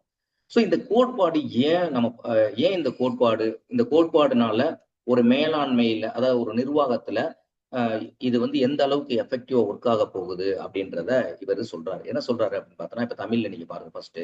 இந்த 14 கோட்பாடுகளும் மேலாண்மையில், அதாவது இந்த 14 கோட்பாடு அவர் சொல்றாரு. 14 கோட்பாட்ஸ். பொதுவா ஜென்ரலா அந்த ஹவு மெனி கோட்பாடு அதெல்லாம் கேட்கணும். 14 கோட்பாடு அப்படின்றதுலாம் ஒரு ஜென்ரலான ஒரு ரீகால் கொஸ்டின் தான். அதனால இப்ப உள்ள டிஆர்பிலாம் அப்படி கேட்கறது கிடையாது. முன்னாடி உள்ள டிஆர்பில கேட்டாங்க. காக்கனியவனுடைய ஸ்டேஜஸ் எத்தனை ஸ்டேஜஸ் இருக்கு? 4 ஸ்டேஜஸ் அப்படின்னு கேட்கறது. மாஸ்லோனுடைய ஹைரார்கிக்கல் தியரி எத்தனை கோட்பாடு இருக்குன்னு சொல்றது.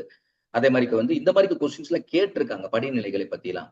ஆனா இப்ப அதை வந்து படிநிலைகள் அதை உருவாக்கணுங்கிற பேர் அப்படின்றத விட அனலிட்டிக்கல் ஓரியன்ட் கொஸ்டின்ஸ் நிறைய போயிட்டாங்க.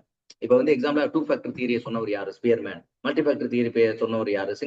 இந்த மாதிரி ஒரு இன்டெலிஜென்ஸ்ல ஒரு கொஸ்டின் கேட்கறாங்க அப்படின்னா அந்த நேம் கேட்கறது, இயர் கேட்கறது, இந்த மாதிரி கோட்பாடு எத்தனை கேட்கறது அதெல்லாம் வந்து பழைய மாடல்ல கேட்கப்படக்கூடிய வினாக்கள்.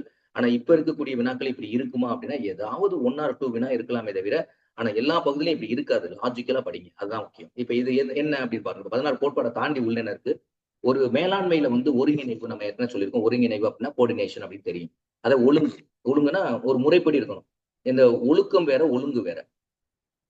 ஒழுக்கமா இரு அப்படின்னு என்ன அர்த்தம்? டிசிப்ளினா இருக்குன்னு அர்த்தம். ஒழுங்குன்றது என்ன அப்படின்னா, அதாவது கரெக்ட் அப்படின்னு. நீ என்ன ஒரு மேலாண்மையில என்ன வச்சிருக்கோமோ அந்த அந்த ஒழுங்குபடிதான் நீ நடக்கணும். உனக்குன்னு ஒரு சட்டதிட்டங்கள் வச்சுக்கிட்டு நீ உள்ள வரக்கூடாது. ஒரு கம்பெனிக்குள்ள நீ வேலைக்கு வரியா? நீ அவுட் சைடு உன்னுடைய வீட்டுக்குள்ள உன்னுடைய ரூல் வேற. உன்னுடைய வீட்டுல எல்லாரும் உட்கார்ந்து இருக்கும்போது உன்னுடைய கட்டுப்பாடு வேற. அதே இது வந்து உன்னுடைய ரூம்குள்ள நீ பர்சனல் உள்ள போயிட்ட அப்படின்னா உன்னுடைய கட்டுப்பாடு வேற. உன்னுடைய உடையிலையோ உன்னுடைய இதுலயோ நீ பார்க்கக்கூடிய விஷயங்கள்லயோ உனக்கு கட்டுப்பாடு தேவை கிடையாது. கட்டுப்பாடு இருக்காது. ஏன்னா அங்க ஃபுல்லி ஃப்ரீடம். அந்த ரூம் உன்னோட கண்ட்ரோல்ல இருக்கு. அது வித்தின் தி ரூம்குள்ள இருக்கு. அதுல காமன் பீப்புள்ஸ் கிடையாது. ஆனா இப்ப ஒழுங்கு அப்படின்னா ஒரு கம்பெனிகள் வரும்போது கம்பெனிக்குன்னு சில ரூல்ஸ் இருக்கு, சட்டத்திட்டங்கள். அந்த சட்டத்திட்டங்களுடைய ஒழுங்குக்கு முறைப்படிதான் நம்ம நடக்கணும் அப்படின்ற எனக்காக ஒரு ரூல் வச்சு நான் நடக்கக்கூடாது. அடுத்து நியாயம் அப்படின்றது. நியாயம்னா முறைப்படி நடக்குது. நியாயத்தோடு நடங்க அப்படின்னு சொல்லுவாங்க. சோ இந்த இடத்துல நியாயம் அப்படின்றது ரொம்ப முக்கியமான வச்சு ஃபேர்னஸ் அப்படின்றது. எது வந்து ஃபேர்னஸ் இப்போ வந்து ஒரு சட்டம் அப்படின்னா முடிவெடுக்கும் போது வந்து சரியான இது யாருக்கு வந்து ஏழைக்கு இருக்கோ அவங்களுக்கு தான் போகணும் அப்படின்றதான். யாருக்கு அந்த பக்கம் நியாயம் இருக்கோ அதான். நீங்க சிவி சக்கரவர்த்தியை பொறுத்தளவு நீங்க அவருடைய கதைகளை பத்தி பார்த்திருப்பீங்க. சிவி சக்கரவர்த்தியினுடைய கதைகள். அதே மாதிரிக்க வந்து நம்மளுடைய தமிழ் மன்னனுடைய தன்னுடைய மகனை வந்து தேர்காலிட்டு கொண்ட மன்னன். இவங்கெல்லாம் வந்து என்ன அப்படின்னா இவங்களுடைய அதாவது ஏதோ இந்த காலத்துல இருக்கக்கூடிய மக்கள்லாம் மனிதர்கள்லாம் என்ன பண்றாங்க அப்படின்னா குழந்தைகள்லாம் என்ன பண்றாங்கன்னா இது ஏதோ ஒரு ஏளனமா பேசுற மாதிரி இருக்கே. அதுபடி அவர் வந்து ஒருவேளை அந்த கன்றுக்குட்டி ஒரு ஒரு ஒரு 5 ஜீவன் தானே. அது மணி அடிச்சிச்சுன்னா உடனே போய் தன்னுடைய மகனை தேர்கால் இட்டு கொண்டுருவாரா? ஏன் தேர்கால் இட்டு கொண்டு பதில் அதுக்கு ஏதாவது வேற ஏதாவது கையில செஞ்சிருக்கலாம்ல அப்படின்னு சொல்லுவாங்க. சோ இது என்ன அப்படின்னா இந்த இடத்துல இதுதான் வந்து நேச்சர்லா. நீ என்ன எடுத்தியோ அதுக்கான பதில் தான். அது வந்து ஒரு உயிரற்ற பொருள் அப்படின்றதுக்காக கிடையாது. அது வந்து ஒரு 5 ஜீவ இனம் அப்படின்றதுக்காக நான் அதுக்கு சட்டம் நீ 5 ஜீவன் இருந்தாலும் சரி, அது 6 ஜீவன் இருந்தாலும் சரி, குற்றம் தான். குற்றத்துக்கு சட்டம் தன் கடமையை செய்யணும் அப்படின்றதுதான் முக்கியமானது. ஆனா இன்னைக்கு அது எந்த லெவல்ல இருக்கு அப்படின்றத அதை பத்தி நம்ம பேசவும் முடியாது. அப்படி பேசும்போது நம்ம எப்படி இருப்போம் அப்படின்றதும் தெரியாது. சரியா? நம்ம பற்றியான நம்ம மேல சட்டம் பாய ஆரம்பிச்சோம். சரியா? அப்ப வந்து எல்லாமே சட்டத்திட்டங்கள்லாம் இருக்கும். ஆனா அந்த சட்டத்திட்டத்தை முறைப்படுத்துறதுல ரொம்ப சிக்கல் இருக்கு. சரியா? அதுதான் சொல்றாங்க. சோ வந்து ஃபேர்னஸ் இருக்கணும் எப்பவுமே. முடிவுகள் வந்து சரியா இருக்கணும் அப்படின்றதான். அடுத்து பார்த்தோன்னா இவை எந்த நிறுவனத்திலும் செயல்திறனை அதிகரிக்கும். இது வந்து இந்த விஷயங்கள் அதாவது ஒருங்கிணைவு, ஒழுங்கு, நியாயம், ஊக்கம், திறமை இந்த எல்லாமே வந்து ஒரு சரியா ஒரு மேலாண்மை நிர்வாகம் செய்யக்கூடிய இடத்துல இருக்கு அப்படின்னா இந்த இது வந்து அவங்களுடைய அந்த ஒர்க்கிங் எஃபிசியன்சி யார் ஒர்க்கரா இருக்காங்களோ அவங்களுடைய ஒர்க்கிங் எஃபிசியன்சி அந்த பணியாளர்களுடைய ஒர்க்கிங் எஃபிசியன்சி கூட்டும். அப்ப செயல்திறன் கூடும் போது ப்ரொடக்டிவிட்டி கூடும், கம்பெனிக்கு லாபம் அதிகமா இருக்கும். அப்ப இந்த மாதிரி ஒரு விஷயம் இருக்கும்போது இன்னொன்னு ஒரு விஷயம் அப்படின்னா அவங்க பணியாளர்களுக்கு வந்து அவங்க தேவையான விஷயங்கள் அவங்களுக்கான மெடிக்கல் அவங்களுக்கான இதெல்லாம் நீங்க செஞ்சு கொடுத்தீங்க அப்படின்னா குடும்பத்துல ஏதாவது ஒரு விசேஷம் வருது அப்படின்னா அவங்களுக்கு சேலரியை தாண்டி அவங்களுக்கான ஒர்க் பண்றது இல்ல ஒரு வேற ஏதாவது அவங்க வீட்டுல ஒரு துக்கம் நடக்குது அப்படின்னா அவங்களுக்கு சோ இந்த மாதிரி வரும்போது அந்த பணியாளர்கள் என்னன்னா நம்மளுடைய முதலாளி வந்து நம்மளை என்னெல்லாம் கேரக்டர்ப்பா அதனால நம்ம அவருக்கு வந்து உண்மையா வேலை பார்க்கணும் வேலை பார்ப்பான். அப்ப வந்து அவனுடைய செயல்திறன் வந்து 5 சூ ப்ரிப்பேர் பண்ணா 7 சூ கூட ப்ரிப்பேர் பண்ணணும். ஏன் நம்ம முதலாளிக்கு என்னன்னாலும் அவரே பாத்துக்கிறாருல்ல. அப்ப ஏன் நம்ம அதை அப்ப அவனுக்கும் ஒரு சந்தோஷம் இருக்கும். அந்த ஒர்க்கருக்கும் ஒரு சந்தோஷம் இருக்கும். ஸோ அப்ப இதுதான் வந்து இந்த விஷயத்த மையமா வச்சுதான் அவர் இந்த கோட்பாடை சொல்றாரு. அப்ப ஒவ்வொரு கோட்பாடுமே அந்த பேஸ் பண்ணி தான் சொல்றாரு. அப்ப மேலாண்மையை நீங்க சக்சஸ்ஃபுல்லா கொண்டு போக முடியும். ஒர்க்கரும் சந்தோஷமா இருப்பான். நீங்களும் உங்களுடைய கம்பெனியுடைய லாபமும் உங்களுக்கு அதிகரிக்கும் அப்படின்றதான். So these 14 principles promote the unity. இந்த 14 பிரின்சிபல்ஸ் என்ன பண்ணுது அப்படின்னா, எதை ப்ரொமோட் பண்ணுது அப்படின்னா, யூனிட்டி, ஒருங்கிணைப்பு, ஒற்றுமை, ஆர்டர் வந்து கரெக்டா சீக்வன்ஸ்ல வரணும். தடி எடுத்தவெல்லாம் தண்டல்காரன் மாதிரி வந்து யார் வேணாலும் ஆர்டர் போடக்கூடாது. ஒரு ஸ்கூல் அப்படின்னா அந்த ஸ்கூல்ல வந்து எச்எம் ஆர்டர் போட்டு யாருக்கு சொல்லணும் அப்படின்னா ஏஹெச்எம் சொல்லணும். ஏஹெச்எம் வந்து அந்த பட்டதாரி ஏஹெச்எம் வந்து அவங்க பட்டதாரி ஸ்டாஃப் சொல்லணும். ஹையர் செகண்டரி ஏஹெச்எம் சொல்லணும். செகண்டரி ஏஹெச்எம் இருக்கக்கூடிய டீச்சர்ஸ்க்குள்ள கன்வே பண்ணணும். இதுதான் வந்து சீக்வன்சியல் ஆர்டர் வந்து மாறி மாறி சொல்லக்கூடாது. ஒரு லீவுன்னு சொல்றது, தலைமையாசிரியர் லீவுன்னு சொல்றது, கிளாஸ்ல போய் கிளாஸ் டீச்சர் லீவ் இல்லைன்னு சொல்றது, அந்த மாதிரிலாம் சொல்லக்கூடாது. ஸோ ஃபேர்னஸ் அதுதான் சொல்லிட்டோம். கரெக்டா இருக்கணுன்றது மோட்டிவேஷன் அண்ட் மேனேஜ்மெண்ட்.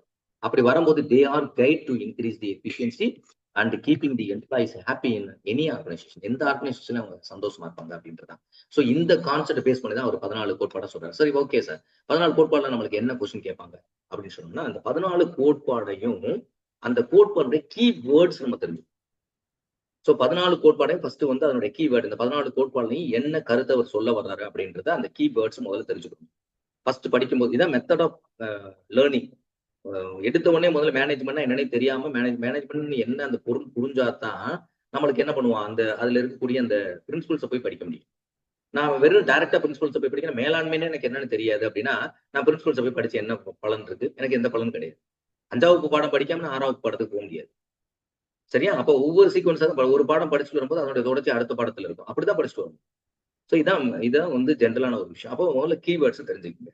அப்புறம் அந்த பிரின்சிபலை வச்சு என்ன பண்ணுவாங்க அப்படின்னா, உள்ள வந்து ஏதாவது ஒரு சென்டென்ஸ் கொடுத்து அப்ளைடு ஓரியன்ட் கொஸ்டின் நான் சொல்றேன். ஏதாவது ஒரு சென்டென்ஸ் கொடுத்துட்டு, இப்ப எக்ஸாம்பிள் பார்த்தோன்னா, இப்ப வந்து ஈக்குவாலிட்டி அப்படின்னு ஒரு வேர்டு இருக்குன்னு வச்சுக்கோங்களேன். அப்ப வந்து இந்த இடத்துல ஈக்குவாலிட்டி அப்படின்றத வந்து டைரக்ட் கொஸ்டின்ல வந்து ஹென்ரி ஃபாயில் வந்து ஈக்குவாலிட்டி பத்தி பேசுறாரு. ஈக்குவாலிட்டி பத்தி அவர் எத்தனாவது பிரின்சிபல்ல பேசுறான்னு கொஸ்டின் கேட்க மாட்டாங்க. அவருடைய ஈக்குவாலிட்டி பத்தி பேசக்கூடிய இந்த பிரின்சிபல் என்னன்ற நேம கேட்கணும்னா இது நேரடிவ் வினா, இது டைரக்டிவ் வினா. ஆனா இப்படி கேட்க மாட்டாங்க. ஆனா அவங்க எப்படி கேட்பாங்க அப்படின்னா, இப்ப எக்ஸாம்பிளா பார்த்தோன்னா, particular company having their no discrimination between the workers அப்படின்னு கொடுத்துருவாங்க. அதாவது ஒர்க்கர்ஸ்க்கு இடையில எந்த விதமான டிஸ்கிரிமினேஷன் கிடையாது. அது ஏஜா இருக்கட்டும், ஜெண்டரா இருக்கட்டும், காஸ்டா இருக்கட்டும், ரிலீஜியனா இருக்கட்டும், எந்த இது வேறுபாடு இல்லை அப்படின்னு ஒரு ஸ்டேட்மெண்ட் கொடுத்துட்டு, இந்த ஸ்டேட்மெண்ட் வந்து ஹென்ரி ஃபாயிலோட எந்த பிரின்சிபல் கீழே வருது அப்படின்னு கேட்டா, அப்ப அது யூனிட்டிக்கு கீழே வருது அப்படின்றத நீங்க எடுக்கணும். இது வந்து அப்ளைடு ஓரியன்ட் வினா. நேரடி வினான்றது வெறும் நீங்க வந்து இந்த 14 கோட்பாடு படிச்சுட்டு 14 அப்படி இப்ப வந்து பொதுவா வினாக்கள் கேட்பது குறைவு. நீங்க எக்ஸாம்ல மார்க் எடுக்கணும்னா என்ன, நான் படிச்சிருப்பேன் தெரிஞ்சிருப்பேன், ஆனா கண்டிப்பா இருந்து கொஸ்டின் கேட்டிருப்பாங்க. ஆனா அவங்க அப்ளைன் ஓரியன்ட் கேட்கும்போது அப்ப இந்த 14 கீவேர்டு தெரிஞ்சுக்கிச்சு அப்படின்னா இது எதுல கேட்கறாங்க அப்படின்றத நம்ம புரிஞ்சு ஆன்சர் பண்ணணும். அப்ப புரிஞ்சுதான் படிக்க முடியும். ஏன்னா இது ஆக்சுவலா இது வந்து ஒரு பிரின்சிபல் தானே. பிரின்சிபல் அந்த பிரின்சிபல் அப்படியே படிச்சு பண்ண போதுமா? 14 பிரின்சிபல் இருக்குன்னா 14 பிரின்சிபல் என்னன்னு படிச்சுட்டு போனா மட்டும் நீங்க போய் எக்ஸாம் எழுத முடியுமா? இல்ல. ஆனா இந்த பிரின்சிபலை டெப்தா புரிஞ்சுக்கிற போதுதான் உங்களுக்கு இந்த பிரின்சிபலுக்கு கீழே இந்த பாயிண்ட கேட்கறாங்க அப்படின்னா இது எந்த பிரின்சிபலுக்கு கீழே வரும் அப்படின்ற அந்த அப்ளைட் ஓரியன்ட் கொஸ்டினுக்கு ஆன்சர் பண்ணணும். அதுதான் முக்கியமானது. அதுதான் முக்கியமா நீங்க எக்ஸாமினேஷன்ல குறிப்பா ஆப்ஜெக்டிவ் டைப் கொஸ்டின் பேப்பர்ல எம்சிக்யூ டைப்ல படிக்கக்கூடியதுல நீங்க பார்க்கணும். ஏன்னா இது வந்து ஃபேக்சுவல் கொஸ்டின்ஸ். எம்சிக்யூ கொஸ்டின் வந்து நம்மளுக்கு நிறைய டைப் ஆஃப் கொஸ்டின்ஸ் இருக்கு. Filling the blanks, yes or no type, அதே மாதிரி வந்து லிக்கர் ஸ்கில் ஃபீலிங்கை பத்தி சொல்லக்கூடியது. அதே மாதிரி பார்த்தோன்னா ஃபேக்சுவல் கொஸ்டின் சொல்லுவாங்க. அந்த எம்சிக்யூ கொஸ்டின் ஃபுல்லா ஃபேக்சுவல் கொஸ்டின். அந்த உண்மை என்ன, அந்த அந்த அந்த தகவலை பத்தி அவன் தெரிஞ்சிருக்கானா, அந்த உண்மை தகவல் அவனுக்கு தெரிஞ்சிருக்கா கேட்கக்கூடிய வினாக்களுக்கு அப்படின்னு கண்டுபிடிக்கக்கூடியது பேர் தான் ஃபேக்சுவல் நாலேஜை செக் பண்றதுன்னு சொல்லுவாங்க. அதான் எம்சிக்யூ டைப்ல நீங்க பண்றாங்க. சரியா? ரைட். ஸோ இப்போ இந்த பிரின்சிபல்ல ஃபர்ஸ்ட் நான் முதல்ல பிரின்சிபல்ல இருக்கக்கூடிய அந்த 14 பிரின்சிபலுக்கு கீவேர்டு தெரிஞ்சுக்கணும். ஸோ எந்த இது படிக்கல ஃபர்ஸ்ட் கீவேர்ட்ஸ் தெரிஞ்சுங்க. ஃபர்ஸ்ட் என்ன அப்படின்னு பார்த்தோன்னா 14 பிரின்சிபல்லையும் 14 கீவேர்டு இருக்கு. இந்த கீவேர்டை மையமா வச்சுதான் அவர் சில கருத்தை சொல்ல வருவாரு. இந்த கீவேர்டை நீங்க தெரிஞ்சுக்கிட்டு இந்த 14 கீவேர்டையும் நீங்க மனப்பாடம் பண்ணா போதும். சரியா? அதை வந்து நீங்க மொத்தமா மனப்பாடம் பண்ண முடியல. ஃபர்ஸ்ட் 4 ஒரு கேட்டகரி, அடுத்து ஒரு 4 கேட்டகரி, இல்லைன்னா 5, 5, 4 அப்படின்னு ஒரு கேட்டகரி வச்சுக்கோங்க.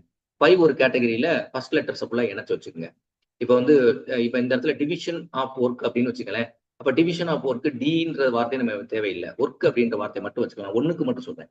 ஸோ ஒர்க்குக்கு மட்டும் நீங்க வச்சுக்கோங்க. அடுத்து டிசிப்ளின் அப்படின்னு, ஏன்னா ஒருவேளை ஆர்டரா இதை வந்து ஆர்டர் கிடையாதுங்க. இதுல ஆர்டர் கேட்க மாட்டாங்க. ஆனா அந்த பிளானிங், ஆர்கனைசேஷன், அட்மினிஸ்ட்ரேஷன் நம்ம சொன்ன பத்தியில அந்த மேனேஜ்மெண்ட்ல சொன்ன பத்தியில அது வந்து ஆர்டர் இருக்கு. இந்த ஆர்டர் முடிச்ச பிறகு அடுத்த ஆர்டருக்கு போகணும். சரியா? அந்த மாதிரி தான். ஆனா பட் இங்க அப்படி கிடையாது. ஆர்டர் கிடையாது. ஆனா பட் நீங்க வந்து என்னன்னா அந்த பிரின்சிபல் ஞாபகம் வச்சுக்கிறதுக்காக வேணா இப்ப இதுல ஏதாவது கொடுத்துட்டு ட்ரை அவுட் பண்ணலாம். இது ஏதாவது பிரின்சிபல்ல வராத ஒண்ணு ஏதாவது ஒரு பிரின்சிபலை கொடுத்துட்டு இதுல எது பிரின்சிபல் வராது அப்படின்னா அப்ப நீங்க வந்து இதுக்கு ஒரு அக்ரோனமி வச்சு படிச்சுட்டீங்கன்னா ஈஸியா இருக்கும். இப்போ ஃபர்ஸ்ட் 5 பாருங்களேன், டபிள்யூ டி, அடுத்து வந்து இதுக்கு வந்து கமாண்டுக்கு சி, அடுத்து வந்து டைரக்ஷனுக்கு டி, அடுத்து லாஸ்ட் வந்து இந்த 2 டீ தான் நம்மளுக்கு குழப்பம். ஃபர்ஸ்ட் வந்து எப்பவுமே ஒழுக்கம் இருந்தா தான் டைரக்ஷன் பண்ண முடியும். எனக்கே ஒழுக்கம் இல்லை, நீயே ஒழுக்கம் இல்லை, நீ எதுதான் எல்லாத்தையும் சொல்லிட்டு இருக்க அப்படின்னு. வாத்தியார் ஒழுக்கம் இல்லை அப்படின்னு வச்சுக்கலேன். வாத்தியார் ஒழுக்கம் இல்லைன்னா வாத்தியார் மாணவனுக்கு என்ன சொல்லுவாரு? வாத்தியாரே ஆசிரியர் ரோல் மாடல். இன்னைக்கு மாணவ சமூகம் வந்து எப்படி போயிட்டு இருக்கு அப்படின்னா சோசியல் மீடியாக்கள் அவங்க தவறாதான் கொண்டு போயிட்டு இருக்கு. இல்லைன்னு சொல்லல. இன்னைக்கு இருக்கக்கூடிய சோசியல் மீடியாக்கள் இருக்காங்க. சோசியல் மீடியாக்கள் பார்க்கக்கூடிய ரோல் மாடல்ஸ் அவன் எடுத்துக்கிட்டு வர்றான். கல்வி நிறுவனத்துக்கு அப்படித்தான் வர்றான். அங்க ஸ்கூலுக்கும் எந்த கல்வி, அது ஹையர் எஜுகேஷன், ஐடியா இருக்கட்டும், இல்ல இன்ஜினியரிங் செக்டரா இருக்கட்டும், இல்ல ஐஐடியா இருக்கட்டும், எல்லாமே அது வேணா. இப்ப நம்ம சமீபத்துல கூட ஒரு சம்பவம் வந்து ஐஐடியில சம்பவத்தை பத்தி பார்த்தோம். அது மிகப்பெரிய தமிழ்நாட்டை உலுக்கி எடுத்துச்சு. சென்னையில இருக்கக்கூடிய ஒரு ஐஐடியில ஒரு வெளியில இருக்கக்கூடிய பிரைவேட் பர்சன்ஸ் உள்ள வந்து எந்த அளவுக்கு டாமினேட் பண்ணிட்டு போயிருக்காங்க அந்த நிறுவனத்தை அப்படின்னு சொல்லிட்டு. சோ இந்த மாதிரிக்கெல்லாம் வந்து சேலஞ்சிங் இருக்கு. ஒரு ஒரு காலேஜோ ஒரு ஸ்கூலோ அந்த இடத்துல இருந்திருக்கு. அந்த லோக்கல் பீப்புள்ஸ் உள்ள டாமினேட் பண்றதுக்கு வர்றதுக்கான சான்சஸ் இருக்கு. அது எல்லாத்தையும் மொத்தமா கட்டுப்படுத்தணும்னா அங்க உள்ள வேலை பார்க்குறவங்க ரொம்ப பிரச்சனைக்கு உள்ளவங்க ஆவாங்க. அது வந்து இருக்கு. அப்ப அது வந்து என்னதான் நீங்க வந்து அவன் ஒரு நாளைக்கு போலீஸ் ஸ்டேஷன் நீங்க போய் சொன்னீங்கன்னா போதும், அடுத்த நாள் நான் போலீஸ் ஸ்டேஷனுக்கு போக முடியுமா? ஒரு நாள் வந்து இவங்க இந்த மாதிரி த்ரெட்டன் பண்றாங்க அப்படின்னு போய் சொல்லலாம். அடுத்த நாள் போய் போலீஸ் ஸ்டேஷன்ல போய் என்னை த்ரெட்டன் பண்றாங்கன்னு சொல்ல முடியுமா? ஒவ்வொரு நாள் போய் சொல்லிட்டே இருக்க முடியுமா? ஏங்க உங்களுக்கு வேற வேலை இல்லையாங்க அப்படின்ட்டு போயிடும். அப்ப அந்த இடத்துல வந்து எப்படின்னா அங்க இருக்கக்கூடிய நிர்வாகி வந்து ரொம்ப ஸ்மூத்தா தான் ஒர்க் பண்ண வேண்டிய சுச்சுவேஷன்ஸ் இருக்கு. இந்த மாதிரி நிறைய கிளாஸஸ் வந்து உள்ள இருக்கு. டிஸ்கிரிமினேட் வந்து நிறைய இருக்கு. ஸோ அப்ப வந்து ஃபர்ஸ்ட் அப்ப நீங்க டிக்கு டிஃபரெண்ட் இந்த மாதிரி வச்சு நீங்க போட்டு வச்சிருக்கும் போது அப்ப இதுல இந்த வேர்டை பார்த்தாவே உங்களுக்கு இந்த வேர்டு ஃபர்ஸ்ட் லெட்டர் பார்த்தாவே இது இருக்கா இல்லையான்னு தெரியும். இந்த இந்த 14ஐயும் நீங்க ஞாபகம் வச்சுக்கிறதுக்காக, நினைவுல படுத்துறதுக்காக. ஸோ ஃபர்ஸ்ட் வந்து பகுப்பு அப்படின்னு சொல்றேன். இந்த இடத்துல வேர்டை நீங்க புரிஞ்சுக்கிறதுக்காக மட்டும் தான் சொல்றேன். அந்த பணிப்பகுப்பு என்ன, அந்த பணிப்பகுப்புனால அந்த பிரின்சிபல்னால அங்க என்ன சக்சஸ் ஆகும் அப்படின்றத பத்தி 2 ஓரியன்டட் கொஸ்டின். பணிப்பகுப்புனா என்ன, பணிப்பகுப்பு சரியா பண்ணோம்னா அந்த மேனேஜ்மெண்ட்ல எப்படி வந்து எஃபிஷியண்டா ஒர்க்கருக்கு கொடுக்க முடியும், அப்ப வந்து ப்ரொடக்டிவிட்டியை கூட்ட முடியும். எல்லாமே அதான்.